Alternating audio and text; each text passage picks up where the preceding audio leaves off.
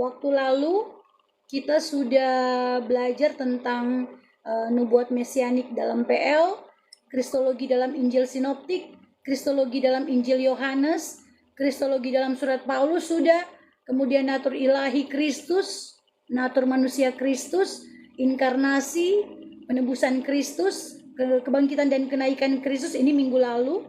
Kristologi dalam sejarah gereja juga minggu lalu, dan ini sekarang di bidat-bidat kristologi. Ya, tadi saya katakan pengertian bidat itu atau heresi itu dia harusnya sebenarnya memang artinya pilihan atau aliran ya. Namun dalam perkembangan gereja maknanya jadi ajaran yang menyimpang dari kebenaran. Kebenaran iman yang diakui oleh gereja, dan khususnya yang menyangkut inti keselamatan ya. Dan dalam konteks kristologi Bapak Ibu, bidat ini adalah ajaran yang salah memahami siapa Yesus Kristus gitu. Dia salah memahami siapa Yesus Kristus. Jadi bidat ini bukan cuma sekedar perbedaan pendapat kecil, tapi ini penyimpangan ini yang bisa merusak pemahaman tentang Injil gitu. Pemahaman tentang Injil. Jadi bidat ini merusak pemahaman orang Kristen tentang Injil. Bidat ini tidak muncul tanpa alasan. Tentu saja ada beberapa faktor yang membuat mengapa bidat ini muncul ya, atau pemahaman ini muncul ya, karena pertama ya faktor bahwa ada misteri inkarnasi yang sulit dipahami, sangat sulit dipahami oleh pemahaman manusia ya, dan kemudian susah untuk mengerti bahwa Yesus itu adalah sepenuhnya Allah dan sepenuhnya manusia tentu saja ya. Dan ada juga pemahaman dari filosofi budaya ya, filsafat yang mempengaruhi, yaitu kebudayaan Yunani seperti itu. Karena seperti kita tahu bersama di abad 1, abad 2, bahkan pokoknya abad-abad sebelumnya itu memang budaya Yunani ini sangat kuat, sangat mempengaruhi dalam berbagai aspek ya.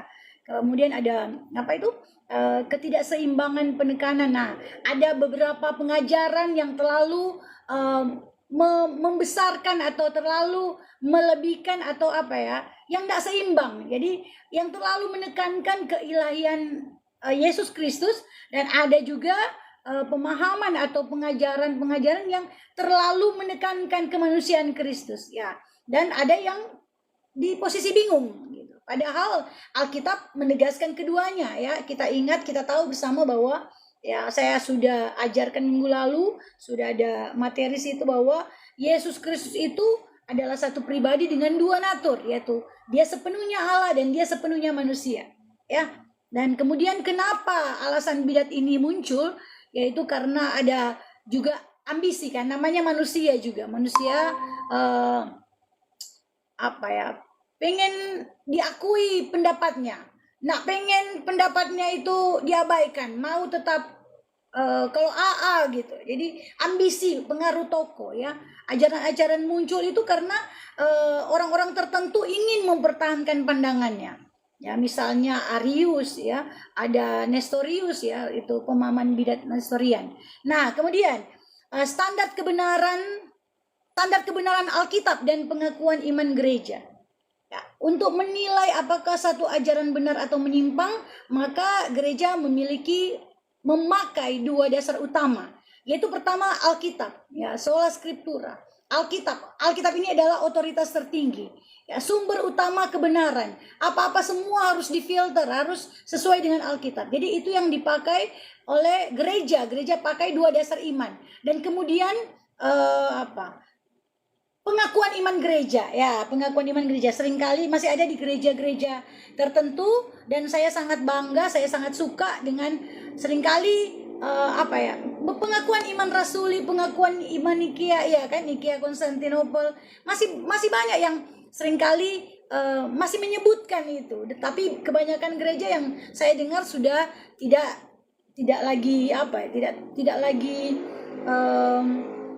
menyatakannya ya, tidak lagi menegaskannya. Memang gereja paham, tapi sudah jarang saya dengar. Tapi kalau di gereja kami, saya dulu saya di denominasi, kalau boleh saya sebut GEMIM waktu itu, ya kami sering sekali. Jadi kalau ada apa itu di tata cara ibadah itu selalu ada pengakuan iman Nikea.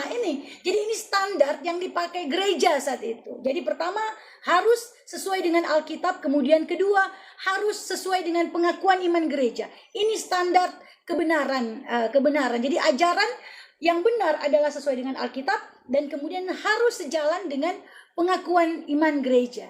Ya, jadi bidat muncul dalam kristologi, ya, yaitu karena saya sudah katakan tadi keterbatasan manusia dalam memahami misteri Kristus. Ya, dan kemudian ada pengaruh budaya, ya kan, dan kemudian budaya Yunani ya saat itu, dan kemudian ya ketidakseimbangan dalam memahami Alkitab. Itu kenapa bidat-bidat itu muncul. Dan kemudian bidat, ini ada kategori-kategori bidat. Ya, ada bidat yang menyangkal kemanusiaan Kristus. Nah, bidat yang menyangkal kemanusiaan Kristus, ya, minggu lalu saya sudah sedikit menjelaskan bidat yang menyangkal kemanusiaan Kristus, yaitu ada dua bidat, doketisme dan gnostisisme, ya. Doketisme. Nah, doketisme ini dia muncul di abad pertama, Jadi di akhir abad pertama. Di akhir abad pertama 90 Masehi kan, dan awal abad kedua, ya, 150 Masehi. Nah, kata doketisme ini berasal dari bahasa Yunani, yaitu dokeo atau tampak atau kelihatan, ya. Bidat doketisme ini, ya, minggu lalu saya sudah sebutkan sedikit, ya, dan saya kembali lagi ini, ya. Bidat doketisme ini menyatakan bahwa dia mengajarkan bahwa Yesus tidak benar-benar menjadi manusia, ya, cuman tubuhnya aja yang kelihatan seperti manusia. Jadi penderitaan yang dialami Kristus itu nggak benar, katanya gitu, seolah-olah dia cuman bayangan ilusi. Ya, seperti gitu. Nah, kenapa muncul pengaruh bidat ini, ya? Kok ada bidat yang muncul bahwa dia nggak percaya bahwa Yesus itu benar-benar manusia? Ada latar belakangnya, karena mereka punya image, mereka punya pandangan ingin menjaga kesucian Allah, begitu. Menjaga dalam tanda petik kesucian Allah. Yang mereka berpikir Allah itu suci, nggak mungkin bersatu dengan tubuh jasmani, tubuh materi. Ya, semua yang ada di dunia ini disebut materi, ya, materi. Jadi ada pengaruh dualisme. Dualisme itu roh versus materi, ya. Jadi kalau sesuatu yang berbau roh begitu, ya, itu suci, tapi yang baik gitu. Tapi kalau materi, ya, yang ada di dunia, semua kita, tubuh juga materi, barang-barang ini materi, lah, ya, pokoknya bumi, semua materi, itu jahat gitu. Itu jahat. Kata mereka, ya. Jadi Allah, kata mereka, nggak mungkin menjadi manusia, menjadi materi yang jahat, nggak mungkin. Jadi inkarnasi ini agak sulit dipahami oleh mereka. Ya, mereka mengatakan bahwa Yesus hanya nampak seperti manusia, tapi nggak sebenarnya manusia. Ya, karena dia adalah roh gitu. Ya, nah, ini masalahnya. Ya, kalau menolak inkarnasi, mereka kan berkata bahwa Yesus nggak sungguh-sungguh manusia. Jadi berarti mereka menolak inkarnasi, ya. Berarti mereka katakan bahwa Yesus tidak inkarnasi sebenarnya, ya. Itu berarti tidak sesuai dengan firman Tuhan. Gereja mulai berpikir lagi, ini tidak benar, karena dalam Yohanes 1 ayat 14 dikatakan bahwa firman itu menjadi daging, ya. Firman itu menjadi daging.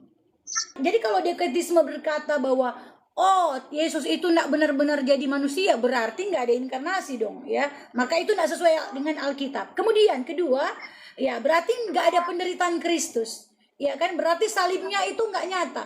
Buat apa Tuhan di salib itu? Toh nggak benar, cuman kayak hologram aja. Nah, ini bertentangan dengan Injil, karena dalam firman Tuhan sendiri menunjukkan bahwa Yesus makan, dia bisa disentuh, bahkan dia mati, ya. Dia bisa marah, dia bisa disentuh. Ada interaksi dengan murid-murid, dengan orang-orang, ya kan? Jadi kalau paham ini atau aliran ini mengatakan bahwa Yesus ini bukan sungguh-sungguh manusia datang sebagai daging, wah, ini tidak benar. Ya, jadi itu salah. Nah, ada tokoh yang melawan bidat ini, yaitu Irenaus, tokoh Ignatius dan Irenaus. Nah, Bapak Ibu tahu, saya sekali lagi ingatkan Bapak Ibu, Irenaus ini adalah murid dari Polikarpus, dan Polikarpus ini adalah murid langsung dari Rasul Yohanes. Jadi bagaimana mungkin kita nggak percaya dengan orang yang segitu dekatnya dengan para rasul, ya kan? Nggak mungkin kita lebih percaya orang yang nanti lahir di berapa ratus tahun kemudian dibandingkan dengan Irenaus yang nyata-nyata dia memang murid dari Rasul Yohanes sendiri, rasul dari Tuhan Yesus, iya kan? Nah, seperti itu. Jadi Irenaus ini, Bu Irawati mohon dikasih mute ya. Irenaus ini memang menegaskan bahwa Yesus benar-benar manusia, ya, dia nyata dan menyelamatkan, ya begitu. Kemudian ada satu pemahaman, satu aliran atau satu bidat, ya, namanya gnostisisme. Gnosticism gitu. Jadi kata gnosis itu berarti pengetahuan. Tapi bukan cuma sekedar pengetahuan biasa. Ya, dalam gnostisisme itu berarti ada satu pengetahuan rahasia, pengetahuan khusus yang hanya dimiliki oleh orang tertentu. Jadi di gnostisisme ini mengajarkan bahwa keselamatan itu adalah karena mengetahui pengetahuan rahasia. Ya, agak susah dimengerti mungkin ya. Ya, karena dia berkata bahwa bukan melalui Kristus yang bangkit. Ya, Bapak Ibu pernah nonton Matrix kan? Ya, Keanu Reeves itu Matrix. Waktu itu kan siapa itu? Yang satu tokoh namanya Morpheus, dia memberikan 2 pil, kamu mau tahu kebenaran atau enggak gitu kan? Kalau kamu minum ini, pil ini, kamu akan tahu kebenaran. Ya, semacam itulah. Ya, itu memang film itu memang termasuk aliran di gnostisisme, memang aliran gitu dia. Jadi mereka mengatakan bahwa di balik dunia ini ada satu dunia roh yang ada efeknya ke dunia sekarang gitu. Jadi kalau kita mau selamat, maka kita harus sadar, kayak terbangun dari mimpi seperti itu. Terbangun mimpi terus lihat bahwa yang mana dunia roh seperti inilah, bahwa kita ada seperti ada pancaran ilahi memang ada dalam tubuh, dan mereka mengatakan bahwa dunia yang Allah yang di perjanjian lama itu berbeda dengan Allah di perjanjian baru. Jadi kalau Allah yang di perjanjian lama itu Allah yang dalam tanda kutip Allah kecil, yang Allah jahat gitu katanya. Karena Allah itu cemburu, walaupun itu Allah itu jahat. Ya, dan kalau di perjanjian baru itu Allah yang berbeda, ya. Dan kemudian dia tolak juga inkarnasi, ya, karena dianggap Allah yang sebenarnya, ya, terlalu tinggi untuk menjadi manusia, nggak mungkin gitu. Nah, ini masalah juga karena bertentangan dengan Injil, ya, karena firman Tuhan berkata bahwa firman itu menjadi daging, ya.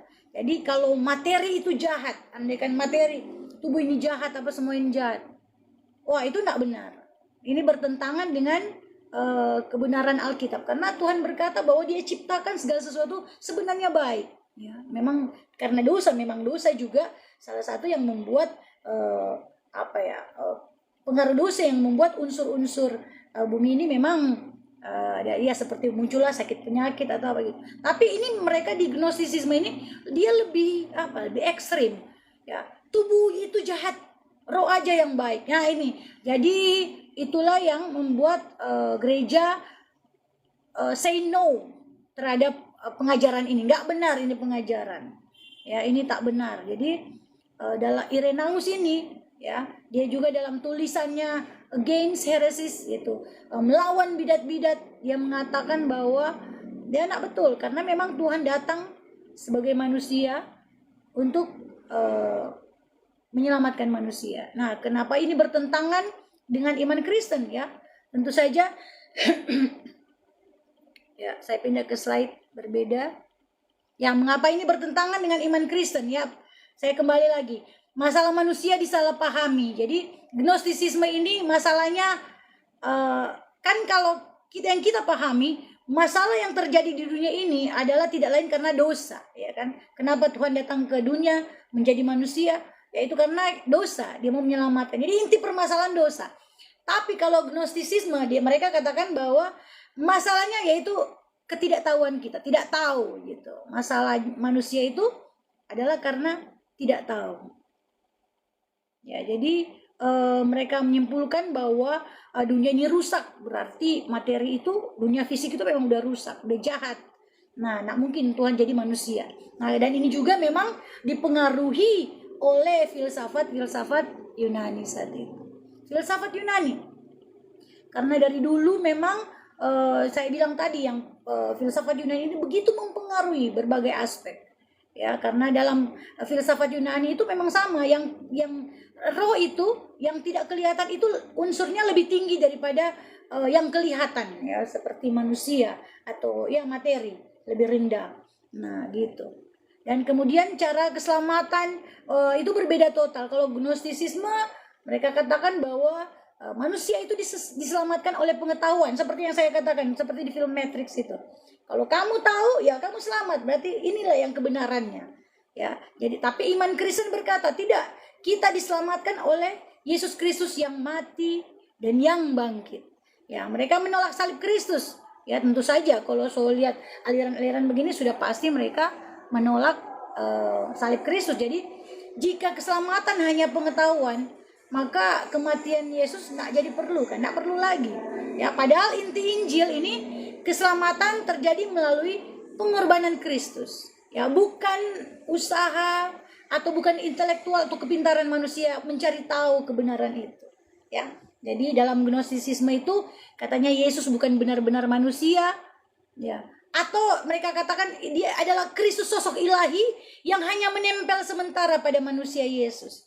Ya, karena tubuh Yesus dianggap tidak nyata. Nah, sama mirip dengan doketisme. Dan kemudian dia bersifat eksklusif atau elit. Nah, gnostisisme ini berkata bahwa hanya orang tertentu yang punya pengetahuan yang bisa diselamatkan, ya, itu. Jadi tidak semua orang bisa. Jadi ada bersifat eksklusif. Nah, sementara dalam kekristenan, Injil Kristus itu untuk semua orang.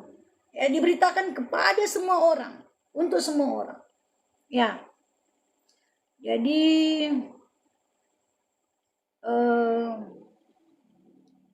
ya, kemudian lanjut. Bapak Ibu masih ada kan? Masih bersama saya atau saya sendiri? Ya, bidat yang ada. Oh, baik, terima kasih, Pak.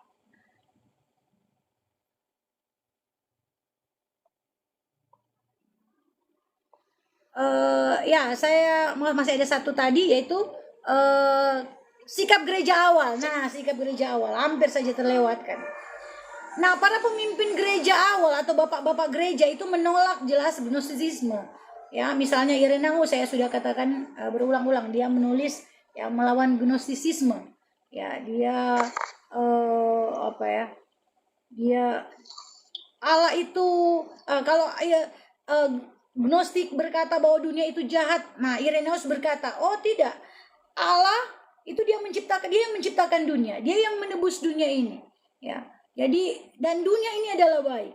Dan kemudian Irenaeus menyatakan bahwa inkarnasi itu nyata. Ya, kemudian ada satu tokoh juga Tertullianus, ya sekitar abad kedua dan awal abad ketiga.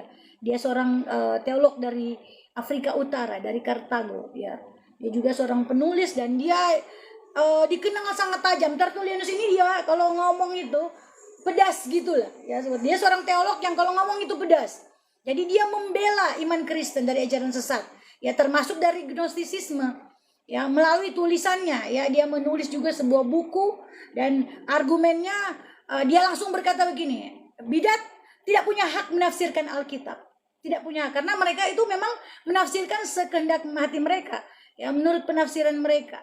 Ya, jadi menurut Tertullianus ini cuman gereja yang memiliki warisan ajaran rasuli, ya karena gereja ini dari dasarnya basicnya pengajaran rasuli, pengajaran rasul-rasul sebagai saksi mata yang hidup bersama dengan Yesus Kristus.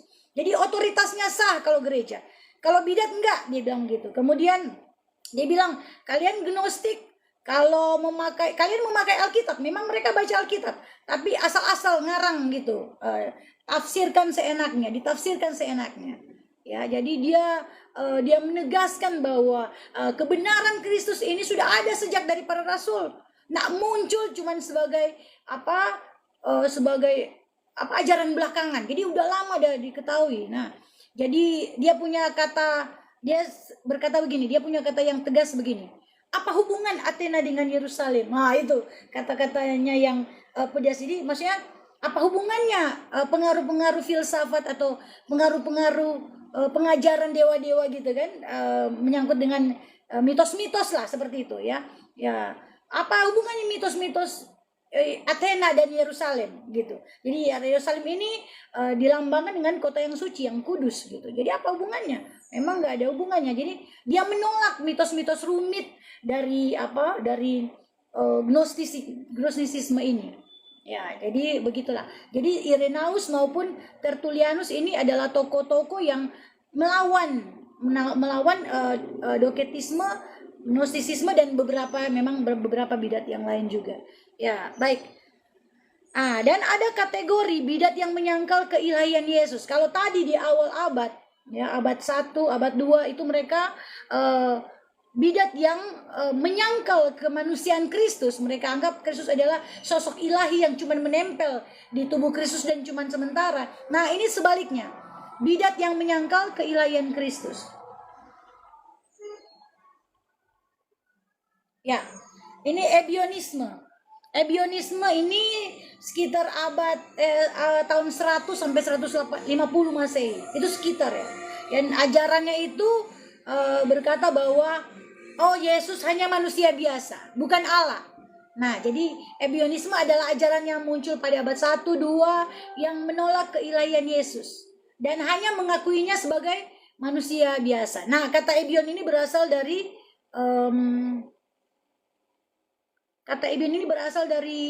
kata arti ebionim, yaitu orang miskin. Ya, latar belakangnya ebionisme ini muncul dari Kristen Yahudi. Jadi mereka orang-orang Kristen, orang Yahudi, ya, yang kalau Bapak Ibu baca biasanya di surat-surat Paulus, dia juga sering mengecam ada orang-orang Yahudi yang mereka lebih menekankan kayak sunat atau pengajaran-pengajaran yang ditolak oleh Paulus. Paulus berkata, ya, kita diselamatkan karena kasih karunia, bukan karena disunat atau melakukan hukum Taurat seperti itu. Nah, tapi ini bukan mereka yang dimaksudkan di ebionisme ini. Itu seperti Yahudiezer gitu. Dan ini ebionisme ini ke tahap lebih ekstrim lagi gitu. Mereka muncul dari kelompok Kristen Yahudi yang masih sangat kuat memegang hukum Taurat.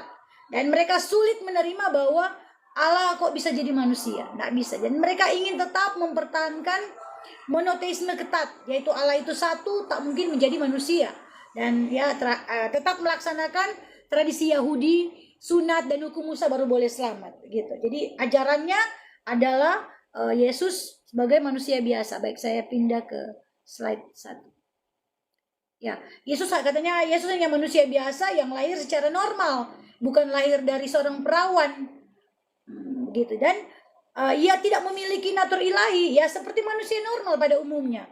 Nah, cuman Yesus kata mereka, Yesus itu dipilih oleh Allah, dianggap sebagai Mesias karena ketaatannya. Tapi yang dipahami mereka, Mesias bukan seperti yang kita pahami ya. Kalau kita pahami Mesias itu adalah Allah, ya. Tapi kalau mereka memahami Mesias itu sebagai pemimpin politik, ya seperti itu, pemimpin politik.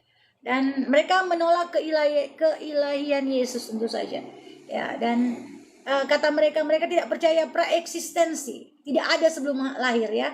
Yesus kan berkata bahwa dia sudah memiliki kemuliaan sebelum dunia dijadikan. Mereka nggak percaya itu praeksistensi, dan mereka sangat menolak ajaran Paulus, ya, menganggap bahwa ajaran Paulus ini menyimpang dari Taurat. Ya, shalom Pak Verli, shalom. Ya, jadi mereka lebih menekankan Taurat. Nah, bahwa keselamatan itu iman tambah ketaatan kepada hukum Taurat Musa. Ya, seperti itu. Nah, kemudian masuk kita ke Arianisme. Arianisme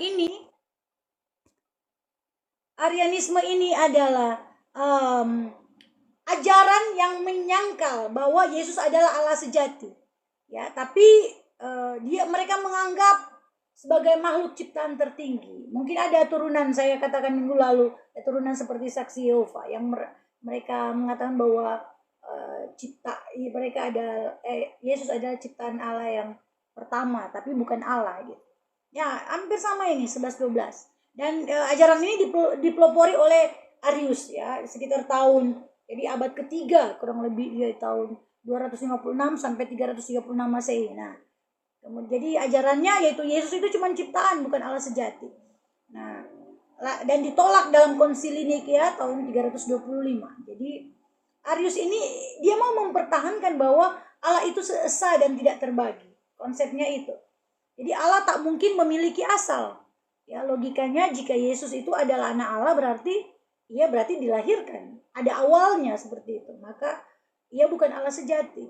Nah, ajaran utama Arianisme ini, Yesus adalah ciptaan, diciptakan oleh Bapa, bukan kekal. Ya, dan ada saat, jadi ada kalimatnya yang terkenal, ada saat ketika ia tidak ada. Ya, mereka menolak praeksistensi.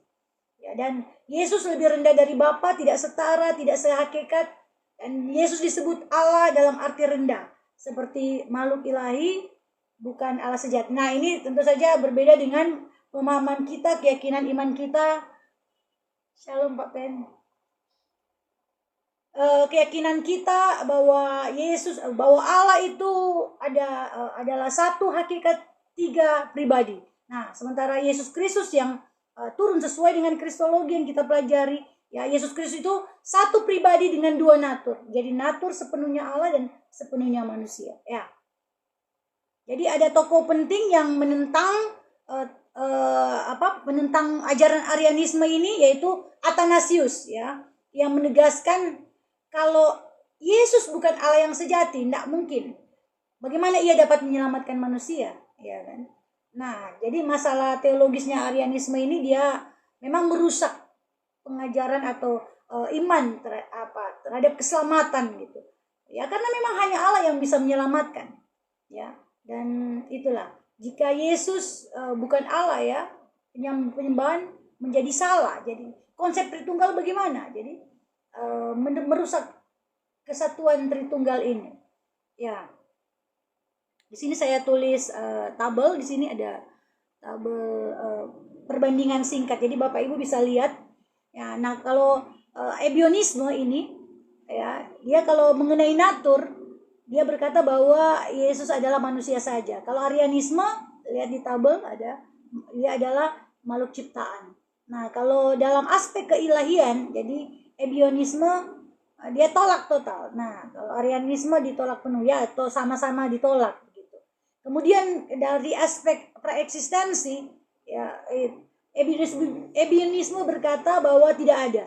Sementara dalam Arianisme dia berkata ada, tapi Yesus itu diciptakan. Nah, dalam aspek status, Ebionisme ini berkata bahwa Yesus itu dia cuma nabi.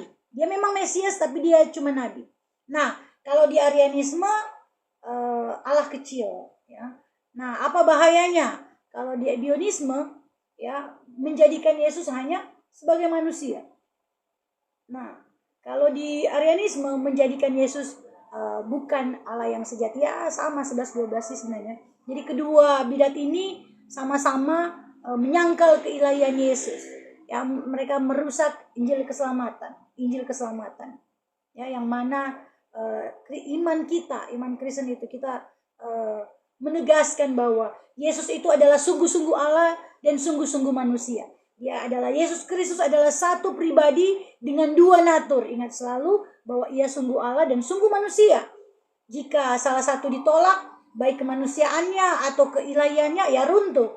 Ya, Bapak Ibu. Ya mungkin minggu lalu Bapak Ibu ada Pak Ferli ya. Saya kemarin lihat nonton lagi. Saya kan biasa rekam, terus saya ingat pertanyaan Pak Ferli kemarin ya. Saya kayaknya ini kita perlu saya bilang kemarin kan saya nggak mau bahas mengenai Tritunggal ya Pak Ferry. Saya katakan kemarin kan nggak usah lah kita supaya nggak ada bias. Tapi kayaknya saya harus bahas juga konsep Tritunggal ini karena Kan Pak Ferli bertanya, penebusan itu buat siapa? Sama siapa? Iya kan? Jadi sebenarnya ini kita ada satu orang-orang ya, orang lain mungkin ada pemikiran yang uh, uh, kurang memahami dengan konsep itu, konsep penebusan itu. Nah, kalau seperti yang kita tahu, kalau Kristus itu, Yesus Kristus itu dia satu pribadi tapi dua natur, ya kan? Kita tahu dia natur ilahi sepenuhnya, manusia sepenuhnya, dua natur, ya. Itulah Yesus Kristus. Nah, kalau Tritunggal itu yang kita telah ditegaskan di Konsili Nikia tahun 325, ya, bahwa Tritunggal itu dia tiga pribadi tapi satu esensi atau satu hakikat, ya. Jadi Bapa itu satu hakikat dengan Kristus, satu hakikat dengan Roh Kudus, esensinya sama, ya. Tapi mereka tiga pribadi. Pribadi Bapa punya pribadi Bapa, pribadi Yesus, pribadi Roh Kudus. Tiga yang satu, yang sehakikat. Nah, hakikat itu apa? Jadi hakikat itu banyak orang bingung. Apa itu hakikat? Apa itu esensi? Ya kan? Esensi itu ya hakikat juga sama. Beda ya, kalau natur kan lebih kecenderung ke manusia gitu. Tapi kalau hakikat itu ya seperti apa? Ya, contoh seperti saya manusia, kita manusia. Ya. Apa yang menjadikan kita manusia? Ya kita manusia. Apa kita? Kita manusia. Hakikatnya kita sebagai manusia. Tapi siapa kita? Ya pribadi siapa kita? Ya saya sebagai Nancy Meruntu. Ya gitu. Seperti itu pribadi. Jadi kita punya, kalau manusia punya satu pribadi, satu hakikat. Tapi berbeda dengan Tritunggal. Ya Tritunggal itu adalah Allah, satu esensi atau satu hakikat, tapi tiga pribadi. Ya karena itulah makanya contohkan makanya ada pemahaman yang berkata bahwa Bapa itu punya tiga peran. Iya kan, kita juga dulu mengerti seperti itu. Jadi dia ketika dia turun inkarnasi ke dunia, dia berubah menjadi Yesus Kristus. Kemudian dia dalam pelayanannya di gereja, dia menjadi Roh Kudus, ya seperti itu kan. Kita selalu paham, ya memang kita tahu Bapa dan Yesus adalah satu. Karena Tuhan Yesus yang berkata sendiri, aku dan Bapa adalah satu. Ya, tapi dalam pribadi mereka berbeda. Bapa, Putra, dan Roh Kudus itu adalah pribadi berbeda. Nah, contohnya kan begini. Pada waktu Yesus berdoa, ya kan? Kalau andaikan dia dan Bapa cuma satu pribadi, pada siapa dia berdoa, ya kan? Tapi dia berdoa kan kepada Bapa.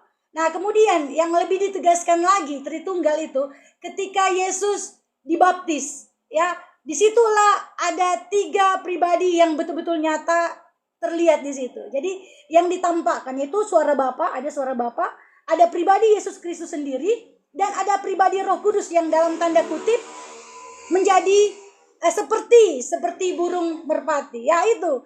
Tapi kebanyakan, nah ada satu bidat gitu ya, namanya bidat oneness atau Sabellian. Tapi ini Sabellian ini, kalau Sabellian ini sebenarnya mereka 11-12, tapi kalau Sabellian ini lebih ke pengajaran, kayak ke teorinya. Sementara kalau oneness ini yang memang merebak ya di pengajaran kita, bahkan kita kan selalu percaya bahwa Allah itu memiliki tiga peran yang berbeda, ya seperti itu kan. Kita selalu, saya juga berpikir begitu sebelum saya belajar teologi ya. Saya pikir Allah itu ya dia berganti-ganti peran.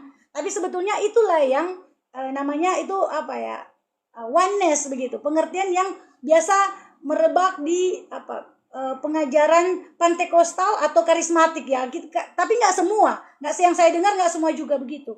Tapi begitu kita pahami dulu bahwa Allah itu berubah peran gitu. Jadi dia berperan sebagai Yesus, dia juga berperan sebagai Roh Kudus. Ya, memang mereka itu adalah pribadi yang hakikatnya sama, tapi pribadi yang berbeda. Makanya ketika Pak Ferli bertanya, jadi ya penebusan itu sama siapa? Ya kepada Bapa, pribadi Bapa. Ya, pribadi. Karena Tritunggal itu adalah tiga pribadi, satu hakikat. Una substantia, tres persona. Jadi tiga pribadi. Ya. Jadi itu yang kita mungkin lebih baik kalau jemaat banyak nggak ngerti. Saya juga dulu nggak ngerti. Jadi penjelasannya kan jadi agak bingung. Sementara itu kalau orang tanya ke saya juga bingung begitu. Saya mau menjelaskan bagaimana, kok kayak nggak logis begitu, nggak masuk akal. Nah, Orang kan berpikir, nah lah, jadi kalau 3 pribadi, berarti 3 Allah dong. Oh enggak, Yesus Kristus, Bapa dan Roh Kudus adalah satu. Ya, dalam hakikatnya itu adalah Allah yang adalah satu. Ya kan? Jadi mereka sejalan, sepemikiran, ya seperti itu. Mereka berjalan begitu selaras, begitu sama. Jadi itulah ketika Yesus berkata, aku dan Bapa adalah satu, dan aku mengutus Roh Kudus. Ya, jadi mereka adalah 3 persona atau 3 pribadi yang berbeda. Pribadi Yesus bukan pribadi Allah, pribadi Allah mereka sendiri. Jadi Roh Kudus itu adalah pribadi. Jadi ketika kita berdoa, kita bisa berdoa, ya Roh Kudus tolong kita, ya. Ya kan? Jadi kebanyakan orang sekarang kurang paham seperti itu, tapi ya itulah tugas kita untuk memberitahu, menjelaskan. Nah, ini sebenarnya yang Tritunggal ini begini loh gitu. Jadi konsepnya begini. Nah, kita berbeda, ya memang ada seperti saya katakan, ada tuh paham atau bidat, ya oneness yang mengatakan bahwa ya itu mengenai peran. Jadi Allah itu berubah-ubah peran, ya tidak seperti itu. Jadi perannya seperti contoh Pak Ferli kalau di gereja sebagai pendeta, kalau di rumah sebagai suami, kalau di luar mungkin Pak Ferli sebagai pengusaha, contoh seperti itu. Tapi tidak demikian, ya. Dan saya sudah jelaskan ini. Jadi seperti itu. Nah, kita lanjut lagi ke tadi saya agak ambil ke penjelasan. Soalnya waktu saya nonton videonya saya pikir, oh ini mungkin ini yang perlu saya tambahkan dalam penjelasan. Nah, kemudian ini bidat yang membingungkan. Ada juga. Jadi kalau tadi ada bidat yang yang tidak ke Tuhan, ya, jadi mengecilkan ketuhanan, ya, ini bidat yang membingungkan.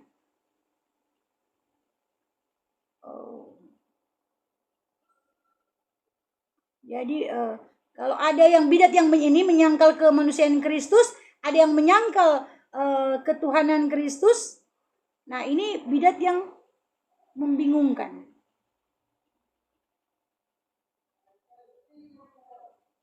Ya, sebentar. Ya, ini Apollinarianisme, ya. Ini kemarin saya berhenti di sini waktu itu. Yang kemudian saya bilang nanti lanjut. Ya, jadi bidat yang membingungkan hubungan dua natur. Nah, ini tokohnya, ya, Apollinaris dari Laodikia. Ya, ajaran utamanya yaitu dia mencoba menjelaskan bahwa menjelaskan inkarnasi dengan cara bahwa Yesus memiliki tubuh manusia, ya, punya jiwa, punya emosi manusia, tapi tidak memiliki roh atau akal manusia. Nah, sebagai gantinya ada logos atau firman Allah yang menggantikan bagian itu. Ya, agak bingung juga ya kalau mau dibilang. Pertama, bingung apa maksudnya? Nah, katanya begini, jadi sebenarnya tujuan ajaran ini menjaga kesatuan Kristus supaya tidak terpecah begitu. Nah, menghindari dua pribadi. Memang betul, Yesus itu satu pribadi. Ya, Yesus Kristus itu satu pribadi, dua natur ilahi dan natur manusia. Nah, dan dalam masalahnya ini, jadi kalau Yesus tidak sepenuhnya manusia, ya, tidak punya pikiran manusia begitu, ya, tidak punya kehendak manusia. Nah, kalau Yesus tidak punya pikiran manusia, maka ia bukan manusia seutuhnya, kan? Nah, jadi prinsipnya begini, apa yang tidak diambil Kristus tidak bisa diselamatkan, karena Kristus harus mengambil kita, apa yang ada pada kita semuanya, ya, roh jiwa tubuh kita, untuk dia selamatkan. Apa yang tidak diambil tidak diselamatkan. Jadi seperti apa yang tidak diambil, kalau Yesus tidak punya jiwa atau akalnya manusia, maka bagian itu tidak akan ditebus begitu, tidak tertebus. Maka dia memang seharusnya dia ambil jiwa atau akal manusia, atau iya pemikiran manusia, supaya akal itu ditebus, ya begitu. Jadi ya begini ya, jika Yesus tidak mengambil bagian dari kemanusiaan itu, pikiran kita atau rasional kita, nalar, baik free will, ya, yang membuat kita jadi diri kita, maka ia tidak dapat menyembuhkan bagian itu, maksudnya begitu ya. Jadi kalau Kristus tidak mengambil akal manusia, maka bagian itu tidak dapat ditebus, ya begitulah. Jadi keselamatan jadi tidak lengkap, maka bertentangan dengan Alkitab, bertentangan dengan firman Allah, ya, karena dalam Lukas 2 ayat 52. Ya. Ini ada Yesus memiliki pikiran dan akal manusia. Dikatakan di sini bahwa dan Yesus makin besar, bertambah besar dan bertambah hikmatnya. Ya, berarti dia memiliki akal juga, pikiran yang manusia, ya. Karena kalau dia memang sudah mengambil logos memang langsung begitu, enggak digantikan akal manusia, dia enggak perlu katakan bertambah. Ya, memang dialah hikmat itu. Ya. Jadi itulah makna bertambah hikmat itu, berarti itu menunjukkan perkembangan intelektual manusia. Yesus harus masuk ke tatanan hidup manusia. Ya. Bahkan dia sekolah, ya kan, waktu dia 12 tahun di memang Yahudi itu mereka dari umur berapa tahun, 5 tahun itu sudah ada Bet Midras. Ya, itu ada ada tahapan-tahapannya, seperti kita ada sekolah SD atau SMP, ya, seperti itu. Dan Yesus mengikuti tatanan yang diikuti oleh umat manusia. Jadi nggak ada shortcut gitu, nggak pakai shortcut, nggak ada jalan pintas. Karena apa? Dia memang mau menebus manusia, karena Yesus itu adalah pengganti Adam, ya. Jadi Adam yang dahulu inilah Adam yang perfect, yang sempurna gitu. Yesus memiliki jiwa manusia. Ya, firman Tuhan berkata di Alkitab berkata di Matius 26 ayat 38, firman Tuhan berkata, Yesus berkata, hatiku sangat sedih, seperti mau mati rasanya. Ya, ini kan ekspresi dan pergumulan emosinya Yesus saat itu kan. Ini kan pergumulan batin manusia. Ya, ini menunjukkan bahwa Yesus memiliki jiwa manusia. Makanya dia sepenuhnya manusia, sepenuhnya juga Allah. Nah, Yesus juga mengalami pencobaan di padang gurun. Ya kan? Secara manusia, firman Tuhan berkata di Ibrani 4 ayat 15, ia telah dicobai, tapi tidak berbuat dosa. Hanya tidak berbuat dosa. Ya, jadi pencobaan itu menyentuh pikirannya, kehendak emosi. Ya, pikiran, kehendak, emosi manusia. Nah, kalau Yesus tidak punya akal manusia, nah pencobaan itu bohong, nggak nyata dong. Iya kan? Dan kemudian, nah Yesus ini menjadi manusia sepenuhnya. Dalam Ibrani 2 ayat 17 berkata, itulah sebabnya ia harus disamakan dengan saudara-saudaranya dalam segala hal, seperti itu. Dalam segala hal. Jadi berarti manusia secara utuh. Ya, bukan hanya tubuh, tapi pikirannya juga manusia secara utuh. Nah, Yesus memiliki roh manusia. Ya, firman Tuhan berkata di Lukas 23 ayat 46. Dia berkata, ya Bapa, ke dalam tanganmu kuserahkan nyawaku. Kuserahkan rohku, ya kan? Kuserahkan nyawaku. Ya, maknanya ya Yesus memiliki roh manusia, bukan hanya tubuh fisik. Ya. Dan inkarnasi berkata bahwa firman menjadi manusia. Ya, jelas sekali bahwa firman itu telah menjadi manusia. Makanya gereja menolak ajaran ini. Ya, ajaran Apolinarianisme ini. Ya, karena dalam Konsili Konstantinopel pertama tahun 381 Masehi, ya, keputusan menyatakan bahwa ajaran Apollinaris ini sebagai bidat, heresi. Ya, mereka menegaskan di konsil ini bahwa Yesus sungguh Allah, sungguh manusia, sepenuhnya. Ya, jadi penegasan gereja, ya, Yesus memiliki natur manusia yang lengkap. Dia memiliki tubuh manusia, jiwa manusia, pikiran manusia, bukan cuma manusia setengah. Gitu. Jadi, tapi Yesus tetap Allah sepenuhnya. Ya, logos itu tidak menggantikan kemanusiaan, tapi bersekutu atau bersatu dengan kemanusiaan. Nah, makanya keselamatan itu bisa bersifat menyeluruh, ya, karena Kristus mengambil seluruh natur manusia, maka natur manusia bisa ditebus. Ya, gitu. Ya, kemudian ya ke Nestorianisme. Nestorianisme ini ajaran ini juga salah satu kontroversi besar dalam sejarah kristologi awal gereja, yang berpusat bagaimana memahami hubungan antara keilahian dan kemanusiaan dalam diri Kristus. Ya, ini kan bidat-bidat yang membingungkan dalam hubungan dua natur Kristus. Ya, jadi membingungkan ini memang. Nah, tokohnya yaitu Nestorius. Nah, kenapa ada latar belakang ada dalam Nestorius ini ada latar belakangnya perdebatan tentang gelar Maria, ya. Kalau kita tahu ya Maria itu ya saudara kita juga, ya, dari Katolik selalu mengatakan Maria Bunda Allah, ya. Nah, Nestorius menolak istilah ini, dan kita Protestan kita tidak menolak ini istilah ini. Tidak, kita sama sekali tidak menolak. Karena ini bukan berarti, jadi begini, Kalau Nestorius itu dia lebih memilih Bunda Kristus. Nah, istilah Bunda Allah ini bukan untuk, kalau bagi kita Protestan ya, kita bukan berarti meninggikan Maria begitu. Tapi ini untuk menjelaskan bahwa Yesus adalah sungguh Allah yang berinkarnasi menjadi manusia. Ya, bahwa dia adalah betul-betul, dia itu betul-betul adalah Allah, sungguh Allah yang berinkarnasi menjadi manusia. Ya, makanya kita nggak menolak itu istilah Theotokos. Nah, dan ajaran Nestorianisme ini mengajarkan bahwa ya dalam Kristus ada dua natur. Oke, dua natur sama, kita juga pikir dua natur. Tapi terpisah secara pribadi. Ya, ini salah, tidak. Kristus itu cuma satu pribadi. Dia satu pribadi Kristus.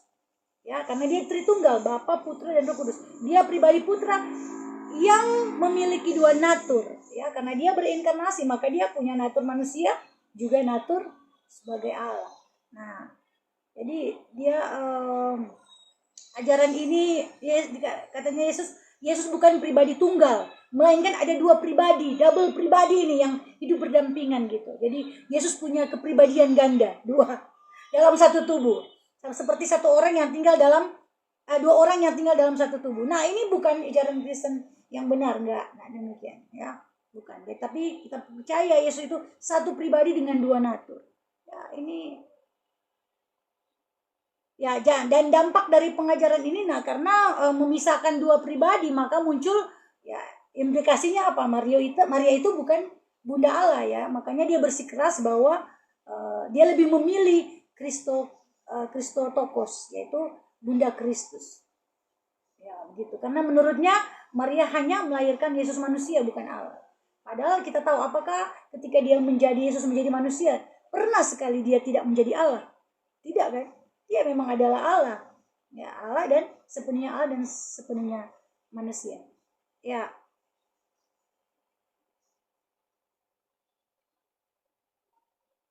Lanjut kita ke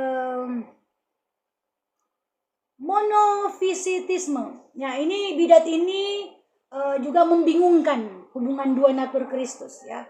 Dia di tahun 450 Masehi.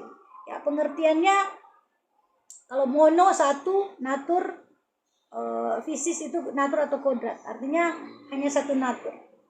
Nah, ajaran utama setelah inkarnasi natur manusia hilang, yang tersisa hanya natur ilahi. Nah, bentuk pemikirannya Yesus bukan lagi sepenuhnya manusia, cuman menjadi ilahi saja. Nah, tujuannya dia mau menekankan keilahian Kristus, dia mau menjaga kesatuan.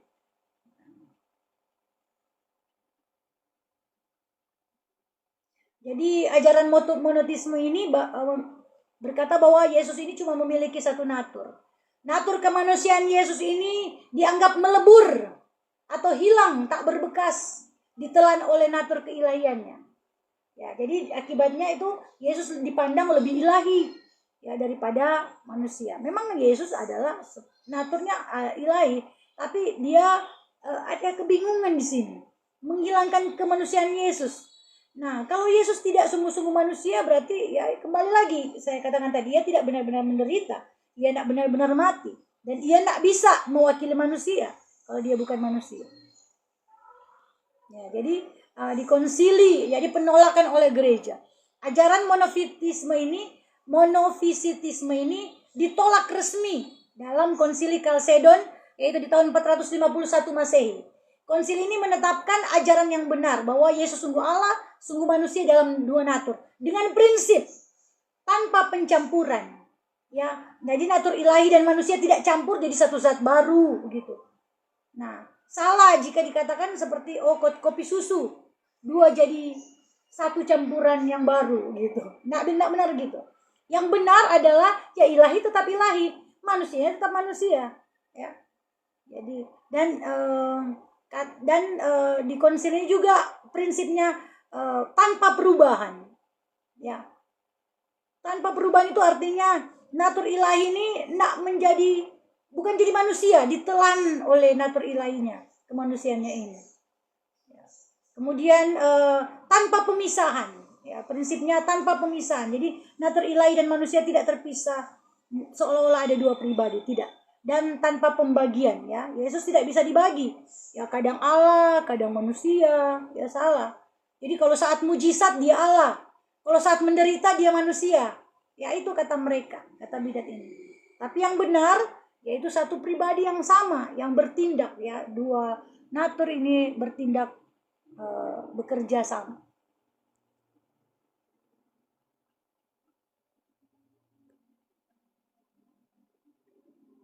Ya, kemudian bidat eutisisme.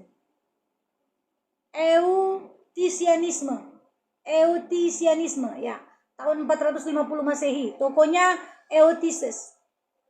Ajaran utamanya adalah ya masih satu aliran juga dengan monofitisme, ya, tapi lebih ekstrim lagi, yaitu natur manusia terserap ke dalam natur ilahi. Jadi sama seperti satu tetes air yang masuk ke lautan, terserap semua. Jadi natur manusia hilang total, natur ilahi yang dominan, ya, hampir sama. Eutisianisme ini adalah bentuk ekstrim dari pengajaran monofisitisme. Nah, dalam perdebatan tentang natur Yesus Kristus. Ya, jadi saya buat satu tabel di sini, ya, supaya lebih mudah dilihat. Ya, mungkin kecil, tapi mudah-mudahan bisa dibaca kalau di Zoom. Ya, bidat Apollinarianisme ini yaitu kesalahannya yaitu mereka berkata bahwa Yesus tidak punya jiwa penuh. Nah, dan kemudian bidat Nestorianisme, ya, berkata bahwa Yesus adalah dua pribadi. Nah, dan bidat monofisitisme, ya, berkata bahwa Yesus hanya satu natur yang ilahi saja. Dan Eutisianisme ini berkata bahwa natur manusia terserap. Nah, semua bidat ini gagal menjaga keseimbangan, ya, terlalu memisahkan atau terlalu mencampur. Padahal iman Kristen menegaskan bahwa Yesus Kristus satu pribadi, dua natur, yaitu Allah dan manusia. Tidak bercampur, tidak terpisah. Nah, ini sejalan dengan kesaksian firman Tuhan, ya, dalam Injil 1 ayat 1, ya, firman adalah Allah yang menjadi manusia. Adalah firman yang menjadi manusia. Ya, dan di Kolose 2 ayat 9, seluruh kepenuhan kealahan diam dalam Dia. Dan di Ibrani 2 ayat 17 berkata bahwa ya menjadi sama seperti manusia. Ya, itu. Ya, dan ini bidat. Kita bicara sekarang mengenai bidat tentang kehendak Kristus. Ya, ada bidat juga tentang kehendak Kristus yang berbicara, ya, tentang, ya, mengenai tentang kehendak Kristus, ya. Monotelitisme. Ya, bahwa ya Yesus Kristus hanya memiliki satu kehendak, katanya. Bertentangan. Nah, ini bertentangan dengan dua natur. Ya, seharusnya kalau dua natur berarti dia ada dua kehendak. Nah, monotelitisme ini berasal dari bahasa Yunani, yaitu mono satu, telema ini kehendak. Nah, artinya Yesus hanya memiliki satu kehendak. Nah, mengapa ini masalah, Bapak Ibu? Ya, karena kalau di teologi Kristen ini menekankan bahwa setiap natur tentu memiliki kehendaknya sendiri. Kalau natur ilahi ada kehendak ilahi, natur manusia ada kehendak manusia. Maka Kristus harus memiliki dua kehendak. Ya, dasar Alkitabnya ada di Injil Lukas 22 ayat 42, ya. Tuhan berkata, Yesus berkata, bukan kehendakku yang jadi, melainkan kehendakmu yang jadi. Jadi ini kan menunjukkan bahwa ada kehendaknya manusia Yesus yang tunduk pada kehendak Bapa. Nah, bukan satu kehendak saja, tapi dua kehendak yang selaras. Yang selaras. Nah, jadi dua ya, jadi latar belakang ini setelah konsili Kalsedon menegaskan Kristus punya dua natur ilahi, dua natur yaitu ilahi dan manusia.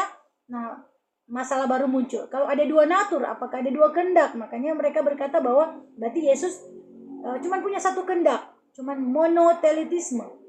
Nah, tapi ajaran utama dalam Kristus, ya, kita percaya itu dia punya dua kehendak, karena seperti saya katakan tadi, ya, Tuhan Yesus sendiri berkata bukan kehendakku, melainkan kehendakmu. Nah, mengapa ini penting? Ya, mengapa ini penting? Ya, karena untuk ketaatan Kristus. Ya, ketaatan Kristus. Jadi dalam teologi Kristen, Kristus menyelamatkan manusia melalui kehidupannya yang taat. Ya, kematiannya disalib. Jadi jika tidak ada kehendak manusia, maka tidak ada ketaatan manusia sejati. Ya kan? Jadi dan firman Tuhan berkata dalam Roma 5 ayat 19 bahwa oleh ketaatan satu orang, ya, oleh ketaatan satu orang yaitu Kristus. Jadi ketaatan itu adalah kehendak manusia Yesus yang taat. Nah, jadi Kristus ini adalah perwakilan manusia, wakil manusia, second Adam, Adam kedua, Adam yang sempurna, perfect Adam.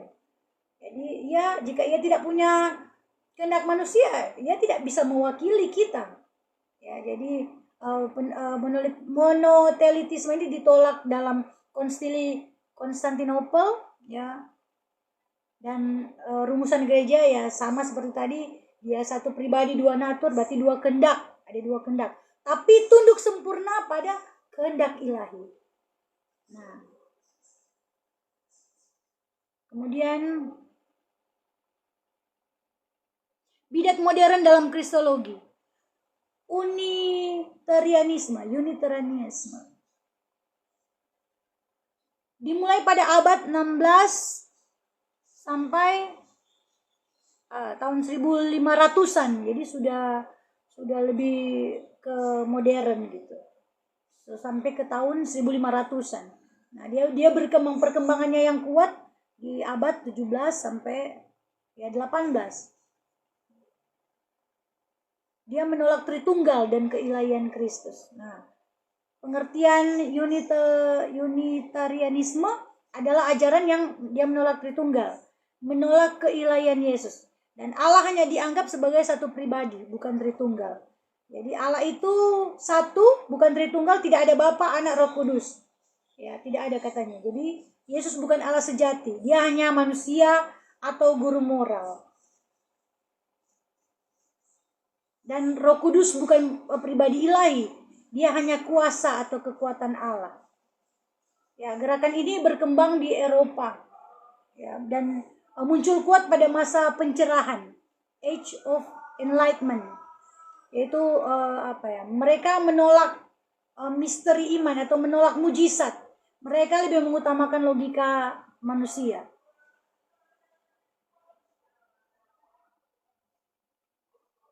Nah, dan itu bertentangan tentu saja dengan Alkitab. Dalam Injil Yohanes 1 ayat 1, firman adalah Allah, ya, dan Yohanes 20 ayat 28, ya, Thomas berkata pada Tuhan Yesus, "Ya Tuhanku dan Allahku." Ia menyatakan bahwa Yesus adalah Allah. Ya, dan Kolose 2 ayat 9, ia adalah kepenuhan kealahan. Ya, jadi ditolak. Jadi Unitarianisme ini ditolak oleh iman Kristen. Ya, dan kemudian liberalisme. Liberalisme teologis abad ke-18.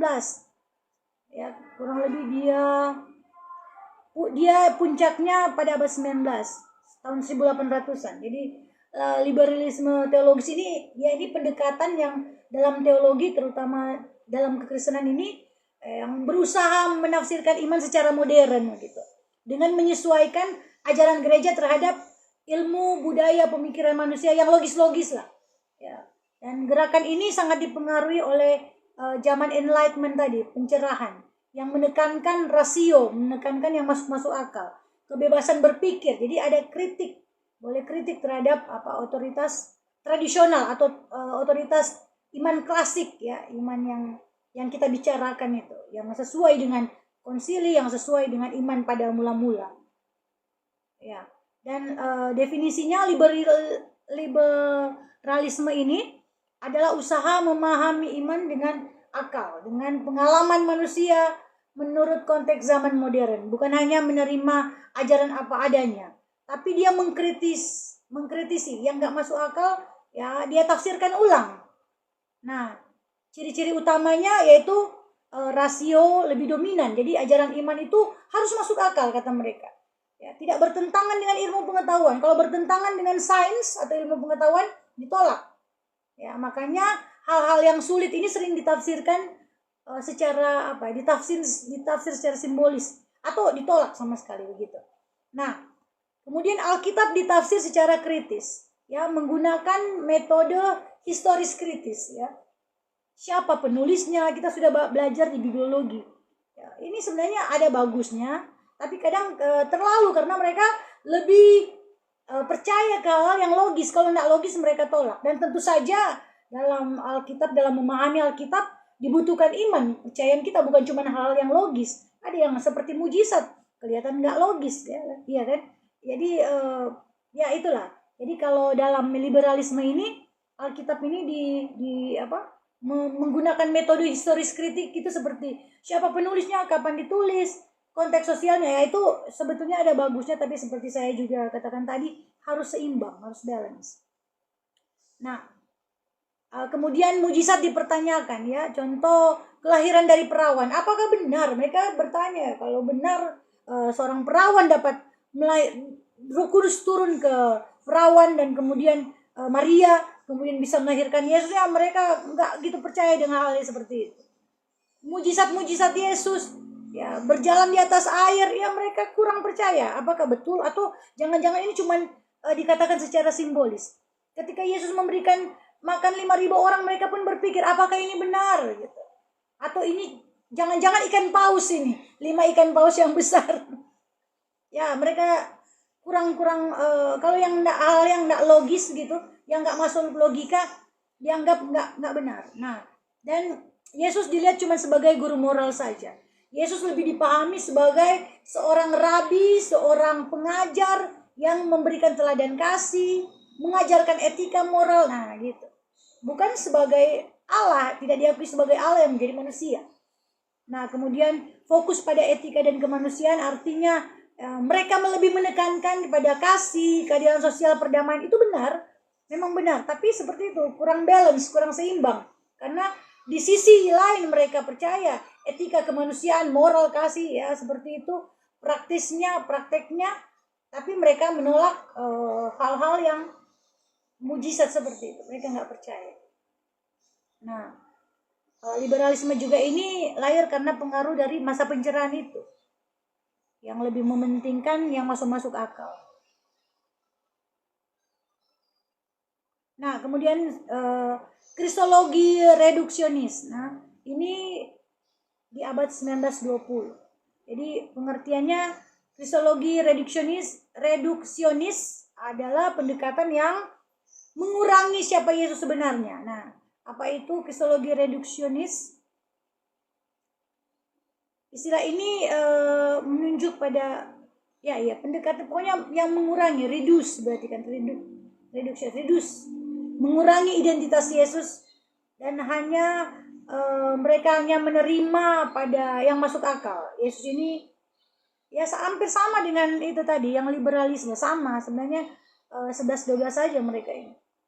Jadi biasanya mereka mengabaikan aspek ilahi, menolak supernatural dan mujizat.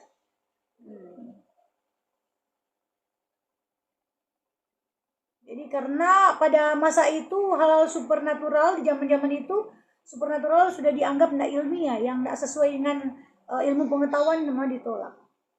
Nah, bentuk-bentuk pengajarannya.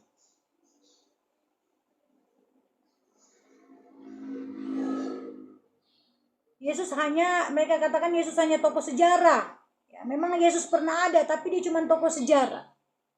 Kemudian dia hanya sebagai revolusioner sosial atau sebagai pemimpin politik, dan dia sebagai guru spiritual. Jadi mereka tidak mengakui Yesus sebagai Tuhan. Dia hanya dianggap sebagai figur yang pemimpin politik. Kalau dia Mesias, dialah yang akan menentang kekuasaan Romawi. Ya seperti itu, menjadi pemimpin duniawi. Nah, untuk mempertahankan pengajaran mereka ini, jadi Injil sering ditafsirkan ulang. Mereka sering menafsirkan ulang. Contoh seperti mujizat. Ya, mujizat ini hanya dianggap sebagai simbol aja. Ya, contoh berjalan di atas air itu simbol iman. Ya, memberi makan 5.000 orang. Ya, simbol berbagi, mengasihi, berbagi. Bukan peristiwa yang nyata. Nah, kebangkitannya juga sering dianggap sebagai mitos, ya seperti itu. Maka evaluasi teologi yaitu mengabaikan wahyu ilahi, ya, iman Kristen. Ya, iman Kristen, Alkitab adalah wahyu Allah. Bagi iman Kristen kita, yaitu Alkitab adalah wahyu Allah. Nah, jika direduksi atau dikurangi, jadi makanya otoritas Alkitab jadi hilang, menjadi relatif. Ya, jadi manusia seakan-akan menjadi hakim atas firman Tuhan, firman Allah. Nah, kemudian mereka menghilangkan keilahian Kristus. Jika unsur supernatural dihapus, maka Yesus bukan lagi anak Allah. Nah, jika unsur supernatural dihapus, maksudnya mereka menolak mujizat, kebangkitan ditolak, inkarnasi dianggap sebagai simbol. Ya, makanya mereka yang menganggap Yesus sebagai guru moral, sejarah. Yesus tidak lagi memiliki otoritas ilahi begitu. Dan ini menghancurkan Injil. Tanpa inkarnasi, mujizat kebangkitan tidak ada keselamatan. Karena tanpa inkarnasi berarti Allah tidak benar-benar datang. Tanpa salib tidak ada penebusan. Tanpa kebangkitan tidak ada kemenangan atas maut. Seperti kata Rasul Paulus ini, ya, 1 Korintus 15 ayat 17. Jika Kristus tidak dibangkitkan, maka sia-sialah iman kita. Ya, iman kamu. Nah, dampaknya iman jadi sekedar filsafat. Nah, jadi iman cuma sekedar filsafat aja. Cuman ya enggak berakar pada karya Allah yang nyata, keselamatan yang dia nyatakan, karya keselamatan yang dinyatakan. Jadi gereja kehilangan dasar rohani. Ya kan? Jadi pemberitaan firman cuma jadi motivasi hidup, motivasi etika, ya, seperti itu. Mereka bukan lagi membicarakan tentang keselamatan, padahal itu yang terpenting untuk diberitakan. Keselamatan, pertobatan, ya. Dan ya itu, Kristus menjadi simbol, bukan juru selamat. Kristus menjadi simbol, juru selamat. Jadi Yesus dihargai cuma sebagai yang menginspirasi, motivator gitu.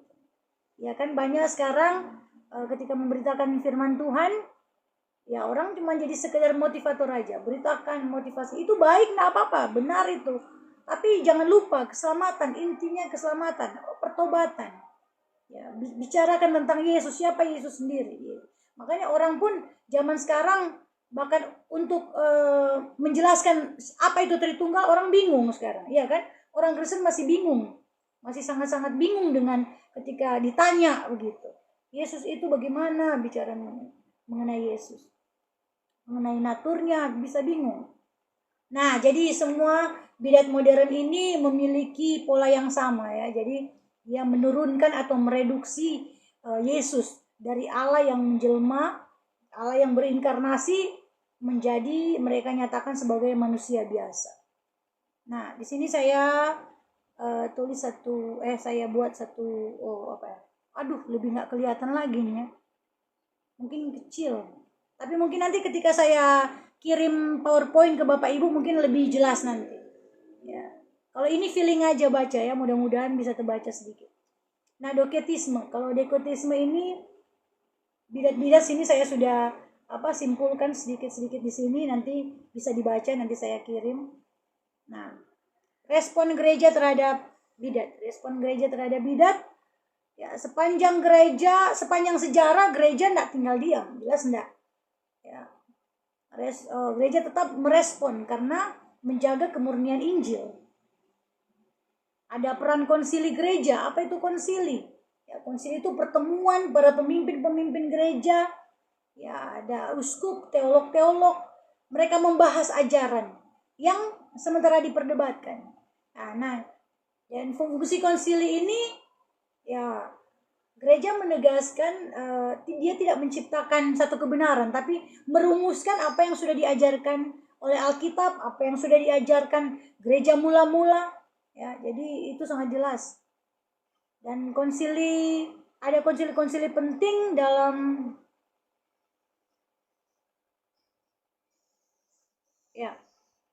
ada konsili penting yang menjawab tentang kristologi ini, seperti di Konsili Nikeia, menjawab Arianisme, yaitu yang mengatakan Kristus itu bukan Allah, ya, tapi di konsili ini dijawab bahwa Yesus itu memang sehakikat dengan Bapa, ya, tanpa bercampur, tanpa berubah, tanpa terbagi, tanpa terpisah.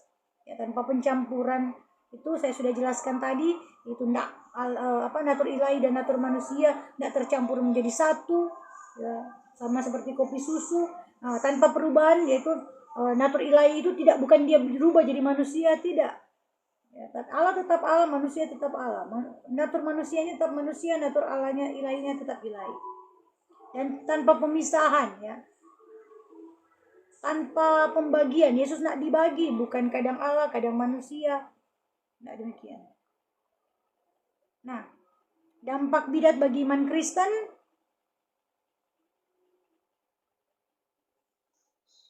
ya, jika Kristus bukan Allah, tidak dapat menyelamatkan, ya, tentu saja. Dia harus Allah supaya ia dapat menyelamatkan, karena firman Tuhan sendiri berkata di Yesaya 43 ayat 1, tidak ada juru selamat selain aku.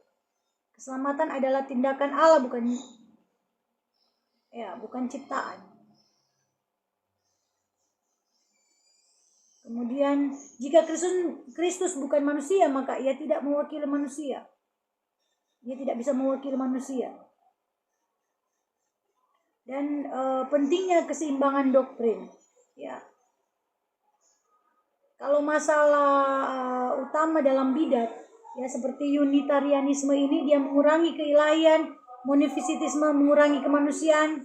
Nah, kalau dalam prinsip keseimbangan, Kristus itu harus sungguh Allah, sungguh manusia, sepenuhnya Allah dan sepenuhnya manusia. Relevansi masa kini, bidat-bidat modern yang muncul dalam bentuk baru, ya. Kemudian pentingnya pengajaran kristologi yang benar di gereja. Bapak Ibu, ya, nanti selesai mata kuliah ini, saya mau kasih tugas nanti Bapak Ibu buat khotbah, ya, buat khotbah dari materi kristologi ini. Kristologi yang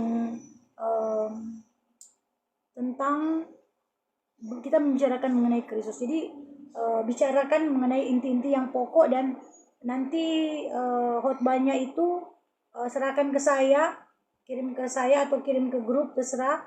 Dan harus ada video, ya, boleh minta tolong nanti di video, atau Bapak Ibu mau khotbah di mimbar silakan, mau di ibadah silakan, mau di sosmed juga silakan. Ada ibadah mungkin online silakan. Pokoknya khotbah, ada khotbah itu. Entah Bapak Ibu mau khotbah di mana saja, online maupun offline, nanti mohon sekitar 5 menit, 3 sampai 5 menit, ya, yang inti-intinya Bapak Ibu kirim ke saya atau kirim ke grup atau ke Pak Dosen Stephen. Ya, dan relevansi masa kini membedakan ajaran sehat dan menyimpang, ya. Kita harus membedakan. Nah, ciri-ciri kalau ajaran sehat yaitu mengakui bahwa Yesus Allah sejati, manusia sejati, ya, menegaskan bahwa satu-satunya juru selamat. Itu ciri-ciri ajaran sehat. Mengakui kebangkitan Kristus, ya, tidak mengurangi keilahian Kristus. Itu dia. Jadi kesimpulan, peran bidat dalam sejarah walaupun salah, tapi bidat justru memaksa gereja berpikir lebih dalam dan mendorong perumusan iman yang jelas. Jadi ada bagusnya, segala sesuatu memang Allah turut bekerja sama untuk mendatangkan kebaikan. Jadi justru karena ada bidat-bidat inilah, ya, gereja justru membuat gereja lebih berpikir lebih dalam, kemudian adanya rumusan iman yang jelas, ya, supaya nggak ada simpang siur. Nah, diadakan dalam konsili Nikia, konsili Efesus, konsili Kalsedon. Nah, jadi itulah bidat ini justru membantu gereja merumuskan iman dengan lebih jelas. Nah, doktrin Kristus adalah pusat iman Kristen. Tanpa Kristus yang benar, tanpa pengetahuan Kristus yang benar, tidak ada Injil, tidak ada keselamatan.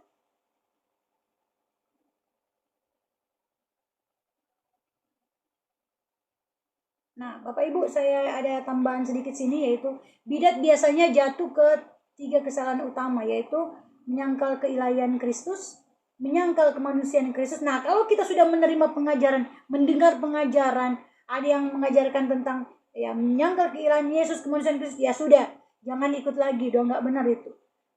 Salah memahami natur kedua, hubungan natur, ya, nggak bisa. berarti salah. Nah, jawaban iman gereja yaitu di Konsili Kalsedon bahwa Kristus itu sungguh Allah dan manusia. Nah, ada dua natur dalam satu pribadi. Nah, kemudian cara menghindari bidat. Ya kan, kita harus punya cara-cara dalam menghindari bidat ini, yaitu kita harus berpegang pada Alkitab secara utuh, memahami bahwa Yesus adalah sungguh Allah, sungguh manusia, satu pribadi, dan mengajarkan teologi secara seimbang. Ya, Bapak Ibu, wah ternyata lama juga ya ini satu pokok pembahasan. Hampir 2 jam, 1 jam setengah. Ada pertanyaan? Masih ada satu lagi ya, kita masih ada satu pokok pembahasan ini. Masih ada satu pokok pembahasan ini tidak kalah menariknya lagi, kristologi kontemporer. Apakah ada pertanyaan atau kita langsung?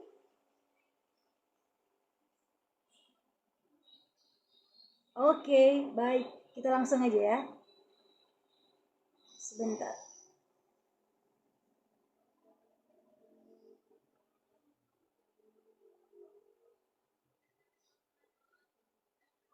Ya, kristologi kontemporer.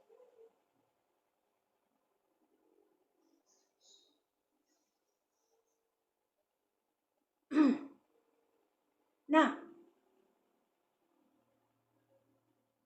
dalam mata kuliah kristologi ini, topik kristologi kontemporer ini membahas bagaimana ya pribadi Kristus, karya Kristus dipahami dan ditafsirkan. Dan sesuai konteks dalam dunia modern begitu. Jadi ini bukan sekedar mengulang ajaran klasik atau ajaran tradisional yang kita sudah pelajari itu, ya, tapi bergumul dengan persoalan-persoalan penting yaitu di zaman sekarang tentang budaya, politik, ya, penderitaan, pluralisme, ya, dan ya, sains atau ilmu pengetahuan. Nah, apa itu kristologi kontemporer? Kristologi kontemporer adalah studi tentang Kristus yang mempertimbangkan konteks modern, ya, memakai pendekatan baru yaitu histori, sosial, dan eksistensial, dan menjawab pertanyaan, siapakah Yesus bagi manusia zaman sekarang? Nah, ada tokoh-tokoh di sini, ya, ada tokoh Karl Barth, seorang teolog asal Swiss.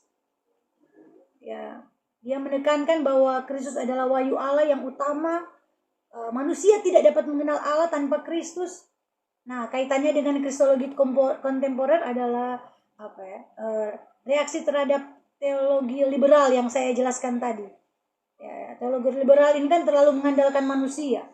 Dia dia menolak itu. Karl Barth menolak karena dia berkata bahwa Kristus adalah wahyu Allah yang utama, ya. Manusia tidak dapat mengenal Allah tanpa Kristus. Jadi bukan manusia yang cari Allah, tapi manusia, Allah yang menyatakan diri lewat manusia. Allah yang menyatakan diri melalui Kristus kepada manusia, maksud saya. Nah, dan tokoh seperti nama Rudolf Bultmann juga, ya, dia seorang teolog Jerman yang terkenal dengan pendekatan kritis terhadap Alkitab, yaitu hidup di masa perkembangan kritik modern, ya.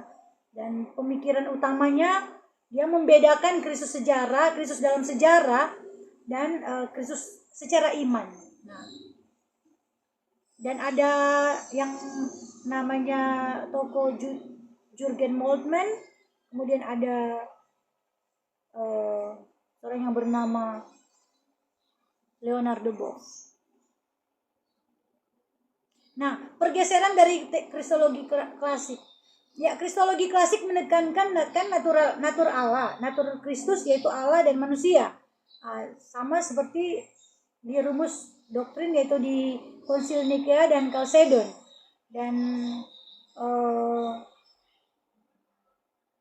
kristologi kontemporer mulai bergeser. Dia mengkaji Yesus sebagai tokoh sejarah, yaitu dia mengatakan Yesus dalam sejarah, artinya dia mengkaji Yesus dalam tokoh sejarah, bagaimana ia hidup, apa yang dia ajarkan. Ya, contoh, Yesus dulu hidup dalam penjajahan Romawi, ia dekat dengan orang miskin dan tersingkir. Nah, pertanyaannya apa yang kita pelajari dari kehidupan nyata Yesus? Seperti itu. Nah, kemudian makna sosial atau eksistensial. Nah, Yesus tidak hanya dipahami secara doktrin saja, tapi sebagai pembawa makna hidup. Nah, jawaban atas pergumulan hidup seperti itu. Nah, contoh eksistensial, nah orang yang merasa kosong kan kosong hatinya ya, seperti dia akan bertanya kan, apa sih arti hidup saya? Nah, Yesus dipahami sebagai sumber makna dan tujuan hidup. Nah, contoh dalam ketidakadilan. Nah, Yesus dilihat sebagai pembela yang tertindas. Nah, itu dia. Ya, kristologi kontemporer bergeser ke situ. Dan kemudian relevansi bagi dunia nyata. Ya, jadi iman itu harus dalam tanda petik menyentuh bumi atau menyentuh tanah. Artinya iman harus diwujudkan dalam tindakan. Ya, jadi fokusnya bukan hanya siapa Yesus itu, tapi juga apa arti Yesus bagi dunia sekarang. Nah, di sini saya sertakan tabel juga di sini supaya lebih jelas. Nah, kalau kristologi klasik, ya kristologi tradisional, misalnya aspeknya fokus. Nah, fokus kepada siapa Yesus. Tapi kalau di kristologi kontemporer dia bergeser ke apa arti Yesus. Nah, kalau di aspek pendekatan ya, kalau kristologi klasik lebih pendekatannya lebih ke doktrin, yaitu yang kita pelajari. Ya, dan kalau kristologi kontemporer dia lebih menyentuh ke kontekstual yang sesuai dengan konteks. Ya, kemudian kalau di aspek pertanyaan, nah kalau kristologi klasik kan pertanyaannya di seputaran mengenai natur Kristus. Nah kalau di kristologi kontemporer, ya itu relevansi hidup, tentang relevansi hidup, makna hidup. Nah kemudian kalau aspek tujuan itu kristologi klasik itu menjaga ajaran benar. Kalau kristologi kontemporer menjawab kebutuhan manusia. Ya seperti itu. Pendekatan-pendekatan utama, historical Jesus versus Jesus of faith. Jadi Yesus sejarah versus Yesus yang diimani. Nah, apa maksudnya ini? Jadi kalau Yesus di tokoh sejarah Yesus sebagai tokoh yang bisa diteliti secara sejarah, yaitu dia lahir di Palestina, hidup sebagai guru Yahudi, ya mengajar, berkhotbah, disalibkan, ya seperti itu. Nah, fokusnya apa? Jadi kalau pembedaannya itu fokus apa yang benar-benar bisa dibuktikan secara historis. Nah, gitu. Nah, kalau Kristus iman, Christ of faith, Yesus ini dipercaya sebagaimana dipercaya oleh gereja, yaitu anak Allah. Kita percaya Yesus anak Allah, dia juru selamat, dia bangkit dari kematian. Jadi fokusnya apa yang diimani oleh kita orang percaya, sebagai orang yang percaya.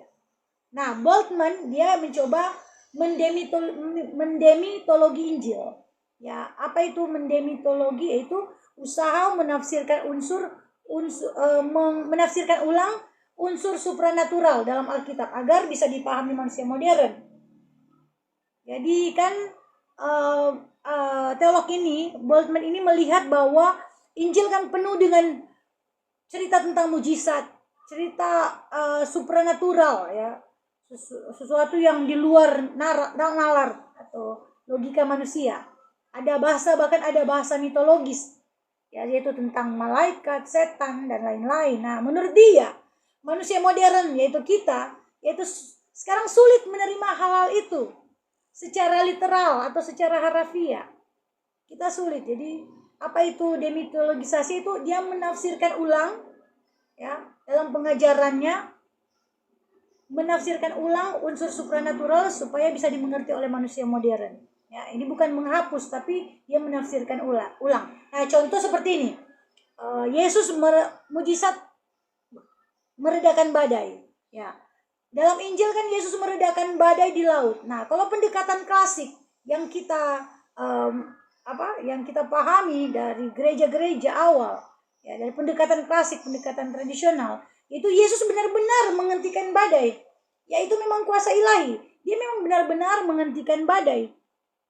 Dia benar-benar menghardik badai. Tapi kalau yang dipahami pengajaran dari Bultmann, ini dia bukan fokus pada peristiwa itu. Dia tidak fokus pada peristiwanya itu, tapi dia memberikan makna. Jadi dia memberikan makna seperti Yesus memberi ketenangan dalam badai hidup manusia. Ya seperti itu. Dia menafsirkan ulang. Jadi dia tidak menceritakan, tidak menegaskan sekali di situ di mengenai peristiwa supranatural itu.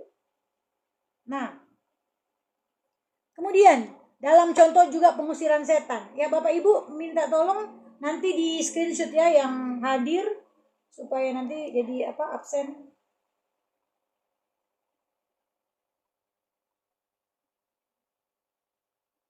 Ya, seperti pengusiran setan. Nah, kalau kita kan maksudnya dalam pengajaran klasik, pengajaran tradisional, ya memang Yesus mengusir setan itu sungguhan, bukan bohong-bohong. Tapi kata Bultmann, nah itu zaman dulu gitu. Maknanya ya dia mengatakan bahwa itu zaman dulu, bukan sekarang. Beda. Nah, kenapa pendekatan ini muncul? Tentu saja karena ya sudah modern, zaman modern, dipengaruhi oleh sains, dipengaruhi oleh rasionalitas gitu, yang masuk akal, cara berpikir mesti kritis, ya. Nah, tapi ada kritik terhadap pengajaran Bultmann ini karena pendekatan ini terlalu terlalu mereduksi mujizat, terlalu mengecil-ngecilkan mujizat, mengatakan bahwa mujizat itu cuma simbol. Tidak, itu mujizat kan memang nyata. Nah, dia melemahkan keilahian Yesus. Jadi jika semua supranatural, semua mujizat-mujizat itu dianggap ditafsirkan ulang, apakah Yesus benar-benar Allah? Masih benar-benar Allah, ya kan? Jadi tetap Yesus itu tidak lepas dari apa yang dia lakukan, mujizat-mujizat yang dilakukan, karena dia benar-benar adalah Allah. Ya Bapak Ibu, ya Shalom Bu Fona. Ya kristologi eksistensial. Shalom. Ya, Shalom. Ya, apa-apa Bu, baru mulai, belum terlambat. Bercanda, bagus aja. Nah apa-apa Bu, masih ada ini pokok pembahasan. Ya, nanti tolong di screenshot ya Bapak Ibu, tolong di screenshot. Ya pokoknya supaya ada absen. Ya, kristologi eksistensial ini ya masih dipengaruhi oleh Rudolf Bultmann tadi. Ya, fokus pada keputusan pribadi. Apakah kamu percaya dan merespon Kristus? Jadi Yesus dilihat sebagai panggilan untuk hidup otentik. Maksudnya begini. Jadi dia fokus pada keputusan pribadi, artinya apakah kamu masih percaya dan merespon Kristus? Iman artinya begini, iman bukan cuman hafal doktrin, maksudnya begitu katanya. Tapi mesti ada keputusan pribadi yang nyata. Ya itu memang benar, saya juga setuju sih gitu. Tapi ini agaknya masih belum balance, belum seimbang. Nah, kita kan perlu pengajaran yang seimbang. Jadi jangan cuman berbicara mengenai seperti saya katakan moral, tapi doktrin itu penting untuk menyatakan kebenaran. Jadi kayak dia mereduksi atau mengurangi makna dari mujizat itu. Ya seperti dia katakan, kalau mujizat angin ribut itu ya itu enggak benar-benar terjadi. Bukan, dia enggak bilang benar-benar terjadi, enggak. Tapi dia lebih menafsirkan ulang, ya. Dia berbicara mengenai ketika, ya kita juga sering pakai itu sih. Kita juga kan sering berkhotbah kontemporer, yaitu menafsirkan sesuai dengan aplikasi dalam kehidupan. Itu enggak salah. Tapi kita juga harus menyatakan bahwa kejadian itu memang benar-benar historikal dan memang terjadi. Ya, jadi bukan cuman sekedar maknanya yang diganti, itu memang terjadi. Mujizat itu memang ada. Nah, kemudian yang saya katakan tadi, keputusan pribadi, ya kan. Seseorang tahu Yesus adalah juru selamat, tapi kalau kristologi eksistensial akan bertanya begini, apakah kamu benar-benar menyerahkan hidupmu kepadanya? Ya, itu betul juga, enggak apa-apa. Ya, jadi iman ini adalah keputusan dan respon hidup begitu. Tapi seperti saya katakan, jangan mereduksi atau mengurangi kejadian mujizat yang memang benar-benar terjadi. Jadi lebih ditekankan bahwa memang Tuhan itu berkuasa. Ya, sekalipun memang kita harus mengaplikasikan dalam khotbah itu juga ada aplikasi, ya kan? Ada penjelasannya yang secara kontemporer yang supaya jemaat bisa mengerti apa kaitannya dengan kehidupannya sekarang ini, kehidupan kita sekarang ini. Nah, Yesus Yesus adalah sebagai panggilan hidup untuk hidup otentik, ya. Maksudnya hidup otentik itu maksudnya hidup jujur, nak munafik, ya, otentik. Ya, nak sekedar ikut-ikut arus, ikut-ikutan, yaitu berani mengambil keputusan dengan benar, sesuai iman dengan tindakan. Nah, itu dia maksud saya. Jadi Yesus dilihat sebagai panggilan untuk hidup sesuai, ya, selaras antara iman dan tindakan, bukan cuman sebagai objek doktrin. Ya, betul juga, memang kita bukan cuman sekedar objek doktrin.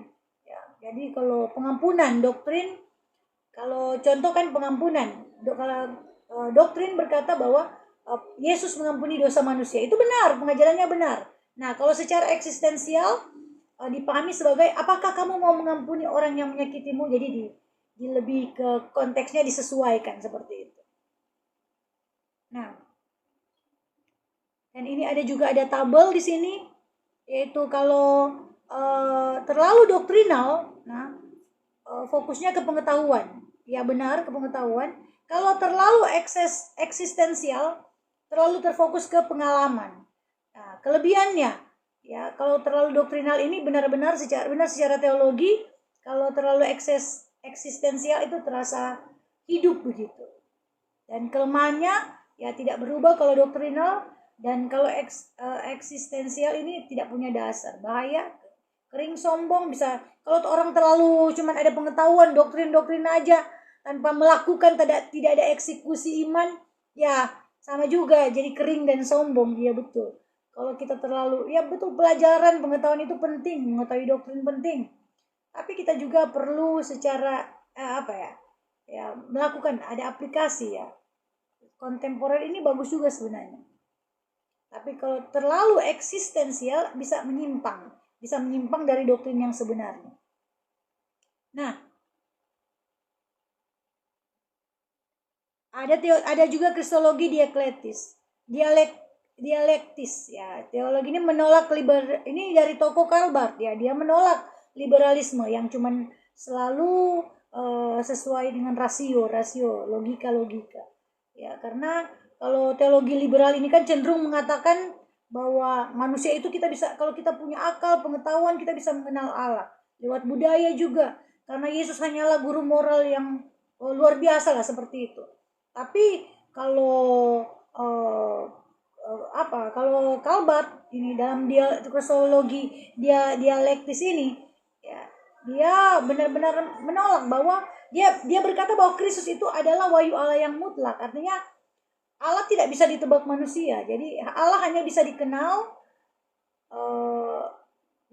hanya dia yang boleh memperkenalkan diri kepada kita lewat Yesus Kristus. Kalau enggak, kita tidak akan bisa kenal dia. Ya, itu. Jadi kembali ke otoritas firman, tapi dengan bahasa yang modern. Kemudian kristologi harapan. Nah, kristologi harapan ini tokonya Jürgen Moltmann. Nah, fokus ke masa depan atau eskatologi. Artinya apa? Berbeda dari pendekatan lain yang melihat ke masa lalu, kan, Yesus dalam sejarah. Tapi ini kristologi harapan ini melihat ke masa depan, bahwa ada janji Allah di situ, ada pemulihan, ada kerajaan Allah yang akan datang. Nah, jadi dalam teologi harapan ini, kristologi harapan ini, ya, iman Kristen ini bukan hanya tentang apa yang sudah terjadi, tapi apa yang akan Allah genapi di masa depan. Ya, itu ada benarnya. Nah, Yesus itu sumber harapan di tengah penderitaan. Nah, salib bukan akhir tapi awal pengharapan, katanya dalam kristologi harapan. Ya, itu ada benarnya. Jadi seperti contoh, kan, orang yang menderita, seseorang bisa kehilangan keluarga, hidup dalam kesedihan. Nah, tapi kristologi harapan berkata bahwa Yesus juga pernah mengalami penderitaan. Allah tidak meninggalkan. Akan ada pemulihan di masa depan, ya, seperti itu. Seperti ketika orang gagal hidup, ya, gagal dalam studi, pelayanan, pekerjaan, ya kan, kristologi harapan akan berkata bahwa kegagalan bukan akhir. Allah masih bekerja menuju masa depan. Ya, ini memang optimis sekali, ya. Tapi memang ada kritiknya, artinya kalau dia tidak seimbang dengan kristologi klasik, maka bisa terlalu fokus ke masa depan sehingga kurang menekankan realitas sekarang, dan resiko terlalu optimis seolah-olah semua akan otomatis baik, ya. Jadi Tapi sebenarnya bagi saya sih bagus juga ya ini optimis seperti ini. Tapi kadang ada orang-orang tertentu yang terlalu, ya makanya seringkali kecewa kan, karena selalu berpikir, oh aku kan sudah melayani, aku sudah melakukan yang terbaik, kenapa Tuhan tidak sembuhkan saya, kenapa tidak, ya seperti itulah. Karena dia berpikir pertama terlalu optimis bahwa yang mana kalau dia sudah melakukan pekerjaan Tuhan, melayani Tuhan, sudah pasti hidupnya bagus-bagus terus. Nah, inilah resiko terlalu optimis begitu sebenarnya. Dan kemudian ini ada di sini nanti perbedaan dan dengan pendekatan lain, yaitu kristologi klasik ini fokus siapa Yesus. Kalau kristologi eksistensial dia fokus pada respon pribadi. Kalau kristologi dialektis ini kepada wahyu Allah. Kristologi harapan tentang masa depan penuh harapan dan harapan. Ya, sedikit lagi sebentar Bapak Ibu ya. Jangan dulu bosan karena ini ya hari terakhir dan mungkin kita akan bertemu lagi, Bapak Ibu akan bertemu dengan saya lagi mungkin nanti di semester-semester yang akan datang. Mungkin agak lama nanti kita baru ketemu. Nah, ada kristologi pembebasan. Ya, kristologi pembebasan. Nah, ini fokus pada kemiskinan. Ya, kristologi pembebasan ini adalah cara memahami Kristus yang menekankan bahwa Yesus hadir sebagai pembebas manusia. Enak, indah sekali, tapi memang benar. Terutama dari pembebasan penindasan, kemiskinan, dan ketidakadilan. Nah, latar belakang kristologi ini karena pada saat itu dia lahir di Amerika Latin. Kristologi ini lahir di Amerika Latin dan dalam konteks keadaan penuh kemiskinan yang ekstrim, ya, penuh ketimpangan sosial, ada penindasan, ya begitu. Jadi ada pertanyaan besar, yaitu apa arti Yesus bagi orang yang tertindas dan miskin? Nah, fokus utamanya yaitu kemiskinan. Jadi bukan sekedar masalah ekonomi, tapi ada ketidakadilan struktural, ada sistem yang menindas seperti itu.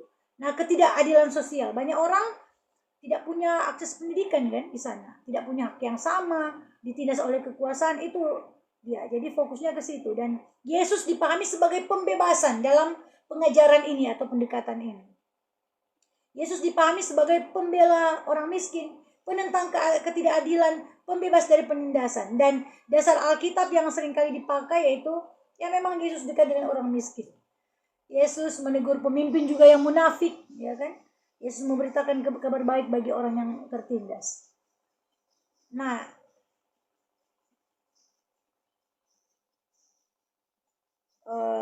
ya baik kritik, tapi ada juga dikritik. Apa itu kristologi pembebasan ini ada juga yang dikritik. Kristologi pembebasan ini ada juga yang dikritik. Katanya terlalu politis. Jadi kadang terlalu politis. Jadi fokusnya bisa karena menyangkut dengan kemakmuran kan, menolong orang yang menderita, pembebas ya, jadi bisa bergeser ke politik dan bisa bergeser ke ideologi.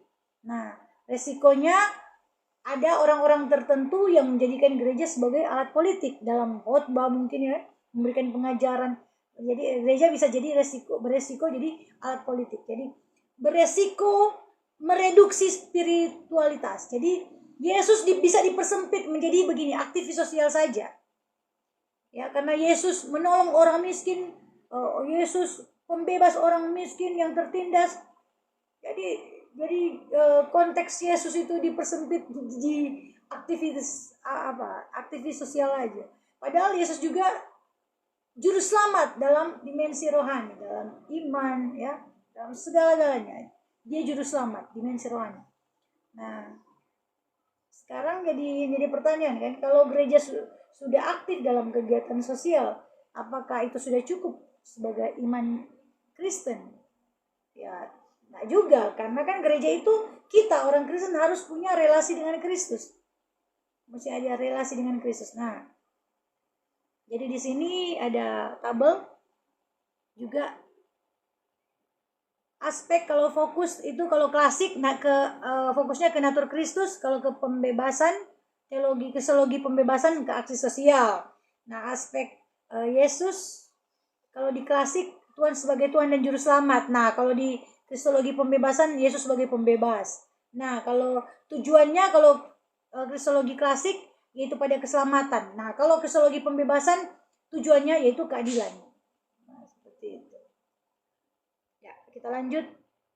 Sebentar lagi. Kristologi kontekstual, yaitu Asia Afrika. Apa itu kristologi kontekstual? Jadi kristologi kontekstual adalah usaha untuk memahami dan menyampaikan Yesus dalam bahasa, budaya, dan pengalaman lokal. Intinya Injil tidak berubah, tapi cara memahami atau menjelaskan Yesus harus menyesuaikan konteks. Jadi Yesus yang sama tapi dipahami dalam cara yang berbeda sesuai dengan budaya. Contoh, kalau di Asia, Yesus dipahami sebagai guru hikmat. Nah, kalau di Afrika, Yesus juga dipahami sebagai penyembuh. Nah, intinya Yesus dipahami sesuai budaya lokal tanpa kehilangan inti Injil, ya. Jadi kenapa pendekatan ini muncul? Yaitu karena kekristenan ini sering dianggap kan agama barat gitu. Bahasa teologi klasik sulit dipahami masyarakat lokal. Maka muncul pertanyaan, bagaimana Yesus dimengerti oleh orang Asia atau orang Afrika, ya kan? Susah dimengerti karena ya itu kekristenan itu kan lebih banyak dulu diajarkan oleh misionaris dari barat. Nah, jadi sebagai contoh di Asia Yesus sebagai guru hikmat. Misalnya dalam budaya Asia yaitu lebih menghargai kebijaksanaan, menghormati guru, menekankan ya itu jadi maknanya Yesus dipahami sebagai guru yang memberikan jalan hidup benar, sebagai sumber hikmat sejati. Contoh ya, dalam pengajaran Yesus mengajar tentang kasih, pengampunan, kerendahan hati. Nah, ini mirip dengan nilai kebijaksanaan dalam budaya Asia, cocok ya. Kedua, misalnya dalam kehidupan sehari-hari, orang Asia ini lebih cenderung belajar dari guru. Nah, Yesus dipahami sebagai guru kehidupan dan yang harus diikuti, ya kan? Dan contoh di Afrika, ya, Yesus sebagai penyembuh. Dalam budaya Afrika kan kuat dengan spiritual gitu kan. Banyak orang yang sakit sering dikaitkan dengan roh jahat gitu. Nah, itu. Jadi makna Yesus dipahami sebagai penyembuh. Yesus pembebas dari kuasa jahat. Gitu. Ya, isu-isu penting dalam kristologi kontemporer. Pluralisme agama, ya. Pluralisme agama berkata bahwa apakah Yesus satu-satunya jalan? Nah, isu-isu penting, isu-isu maksudnya persoalan-persoalan penting, gitu. Masalah-masalah penting yang terjadi dalam kristologi kontemporer. Jadi ada satu pluralisme agama. Apakah Yesus satu-satunya jalan? Nah, kemudian ada dialog dengan agama lain. Nah, maksudnya dialog dengan agama lain, dialog bukan berarti mengubah iman atau menyamakan semua ajaran, enggak. Tapi di sini ada saling memahami, saling menghormati, hidup damai. Ya.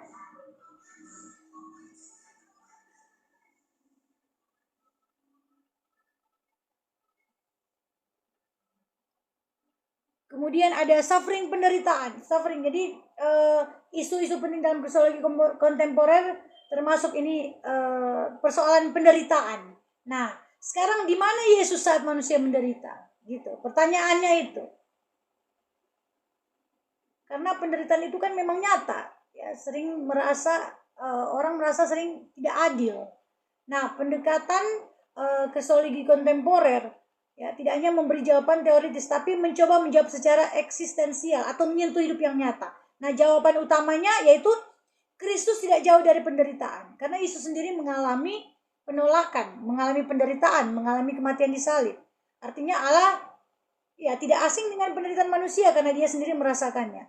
Kemudian Kristus hadir dalam penderitaan. Dia tidak hanya mengawasi dari jauh terus melihat penderitaan kita, tapi dia hadir bersama dengan orang yang menderita, merasakan penderitaan itu. Nah, ini pemikiran ini yang sangat ditekankan ini.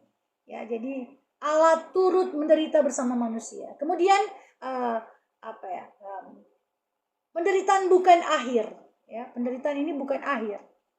Jadi dalam terang kasih Kristus, ya, salib ini kan diikuti dengan kebangkitan. Maka penderitaan ini tidak punya kata akhir. Akan ada harapan di masa depan. Ya, Tuhan punya rencana.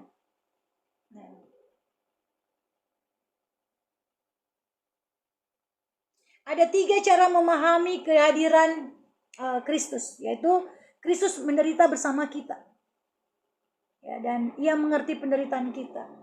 Kemudian 2, Kristus hadir di tengah kita melalui penghiburan. Ada orang lain mungkin yang menolong, ya kan? Jadi makanya kita harus baik-baik dengan orang, dengan sesama. Ya, mungkin mereka tetangga yang akan lebih cepat menolong kita dibandingkan saudara yang jauh, ya kan? Dan ya memberikan ya Kristus hadir di tengah kita melalui kekuatan dalam hati yang menguatkan kita. Dan kemudian Kristus memberi harapan. Ya, penderitaan tidak sia-sia. Ya, akan ada pemulihan di masa depan.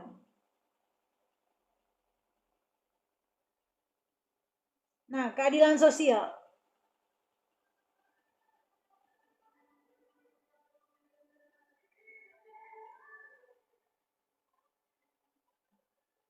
Oh, saya mau tambahkan lagi yang penderitaan tadi. Kesalahan yang sering terjadi.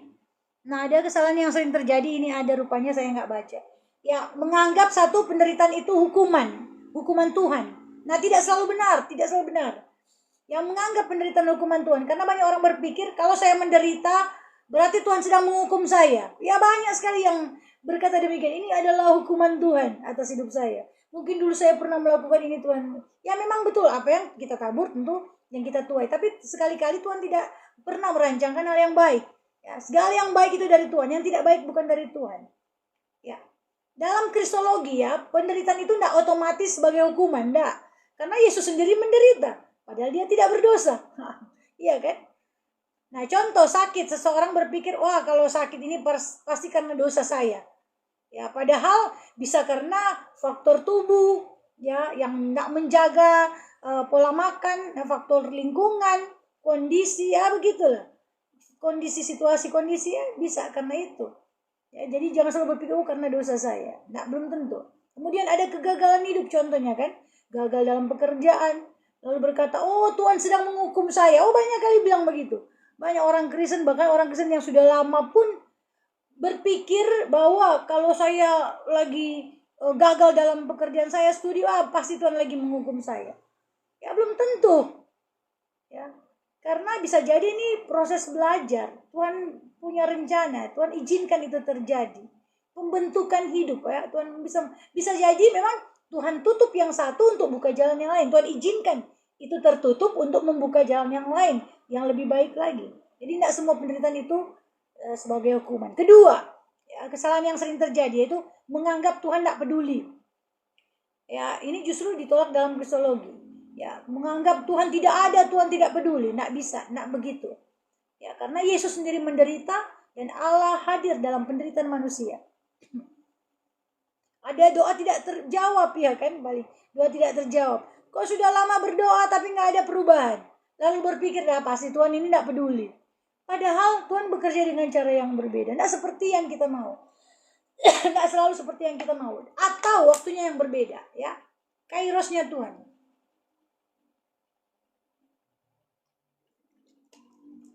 Ya, bukan sesuai waktunya kita, bukan kronosnya kita, tapi kairosnya Tuhan. Nah, jadi ya Tuhan memang tidak selalu menghilangkan penderitaan. Ya, waktu itu terjadi, Tuhan mungkin tidak langsung angkat.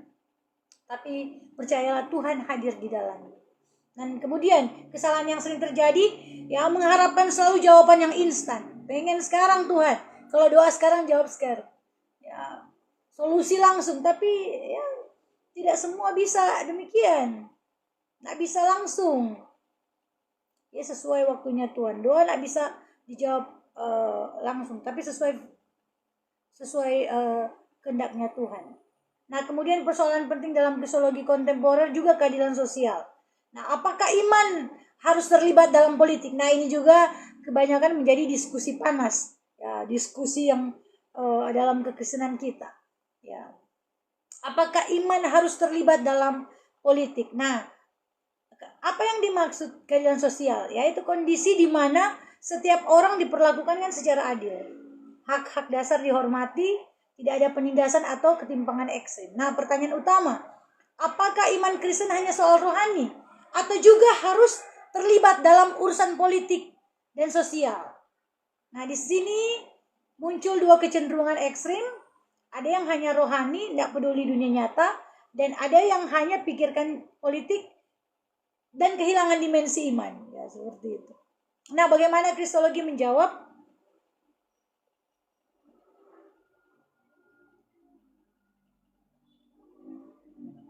Kristologi menjawab. Nah, dalam kristologi kontemporer, Yesus tidak hanya berbicara tentang sorga, tapi juga dia berbicara, dia membela yang lemah, menegur ketidakadilan, ya kan? Peduli pada orang miskin. Artinya, iman Kristen itu punya implikasi sosial.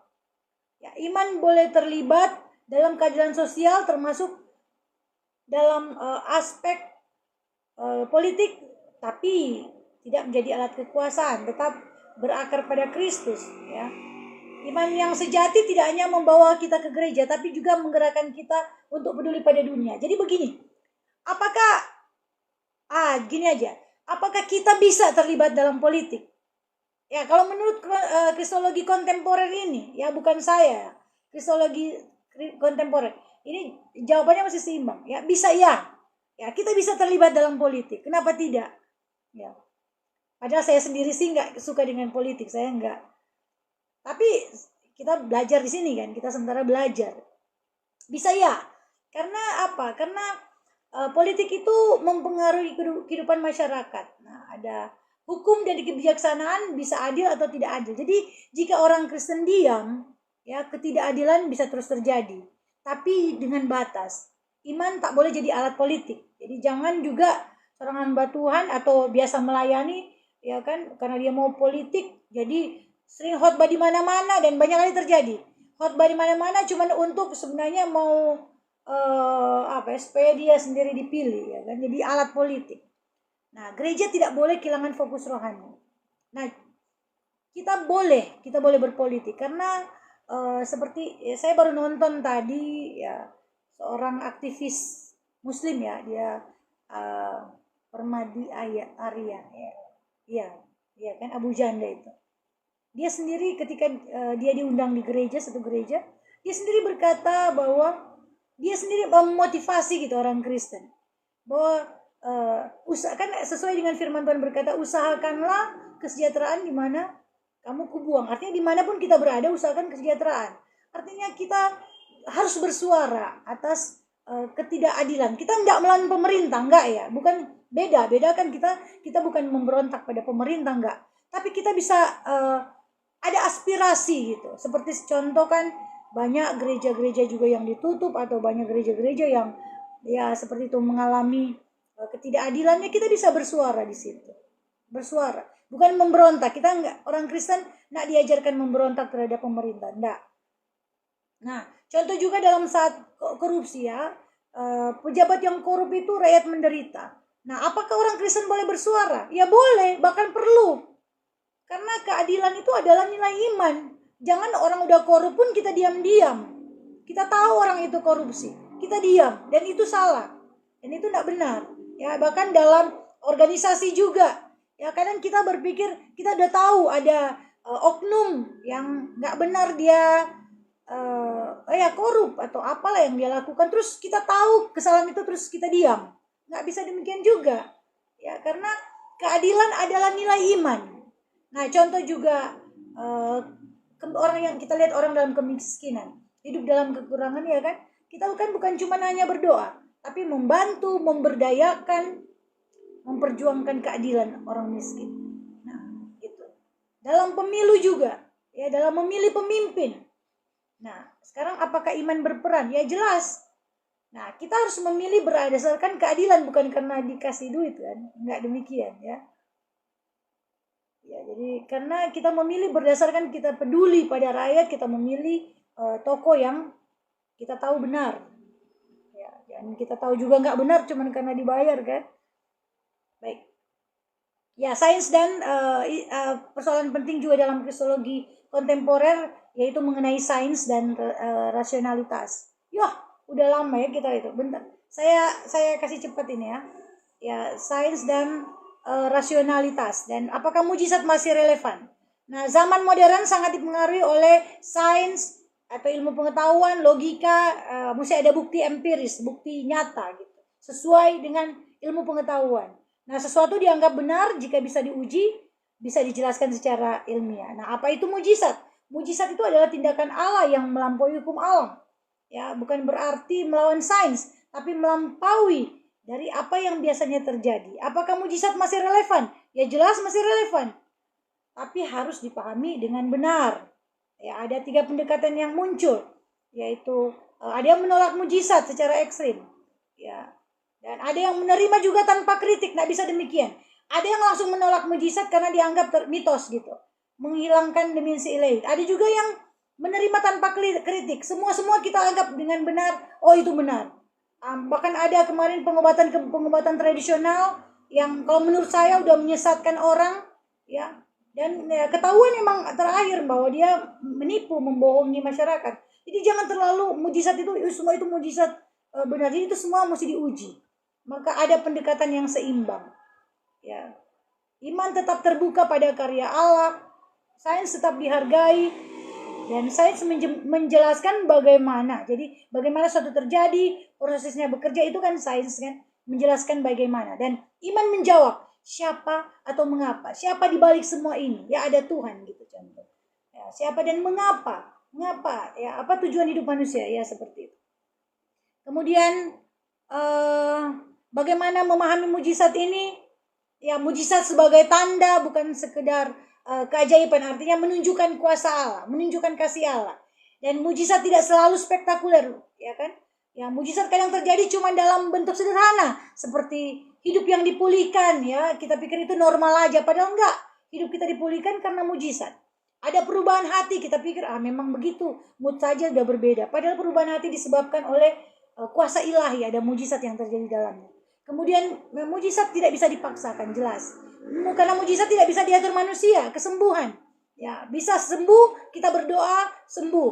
Ya, bisa kita berdoa tidak sembuh, ya, karena tidak bisa dipaksakan. Nah, ada kesalahan yang perlu dihindari, yaitu menolak semua mujizat. Ya, iman akan jadi kering dan jadi rasional semata-mata. Jadi cuma berpikir logis-logis terus. Kemudian menganggap semua hal mujizat itu juga tidak boleh. Seperti saya bilang tadi, terlalu terlalu percaya, segala-galanya percaya, bakal dibohongi oleh orang yang banyak ngeroh begitu. Banyak orang kan yang sekarang jual agama, jual mujizat seperti itu. Padahal untuk keuntungan pribadi. Nah, semua jangan juga kesalahan yang perlu dihindari adalah menguji Tuhan dengan mujizat. Maksudnya begini, seolah-olah Tuhan, kalau Tuhan ada, benar-benar ada, maka harus terjadi ini. Buktikan dengan mujizat, ya tidak boleh demikian. Ya, kemudian jadi kesimpulan, kelebihan tantangan, kelebihannya yaitu kristologi kontemporer ini relevan dengan dunia nyata, ya, dan kemudian dia bisa menjawab isu modern, ya, kemudian membumikan iman, artinya iman tidak hanya di langit-langit, artinya mesti turun ke bumi, artinya iman harus terlihat dalam tindakan yang nyata. Membumikan iman harus terlihat dalam tindakan yang nyata. Jangan cuma berkata kasih, tapi cuma sekedar bicara, tidak benar-benar menolong. Terus cuma percaya, tapi tidak benar-benar hidup sesuai ajaran Tuhan Yesus, tidak sesuai Alkitab. Ya. Jadi kesimpulannya, kalau kristologi klasik bertanya siapa Yesus itu, maka kristologi kontemporer bertanya apa arti Yesus bagi dunia hari ini. Dan kristologi kontemporer adalah usaha untuk memahami Yesus secara relevan bagi zaman sekarang, tanpa seharusnya kehilangan kebenaran dasar bahwa Yesus adalah sungguh Allah dan sungguh manusia. Ini adalah kebenaran penting yang harus kita senantiasa jelaskan pada jemaat, pada dalam pemberitaan Injil.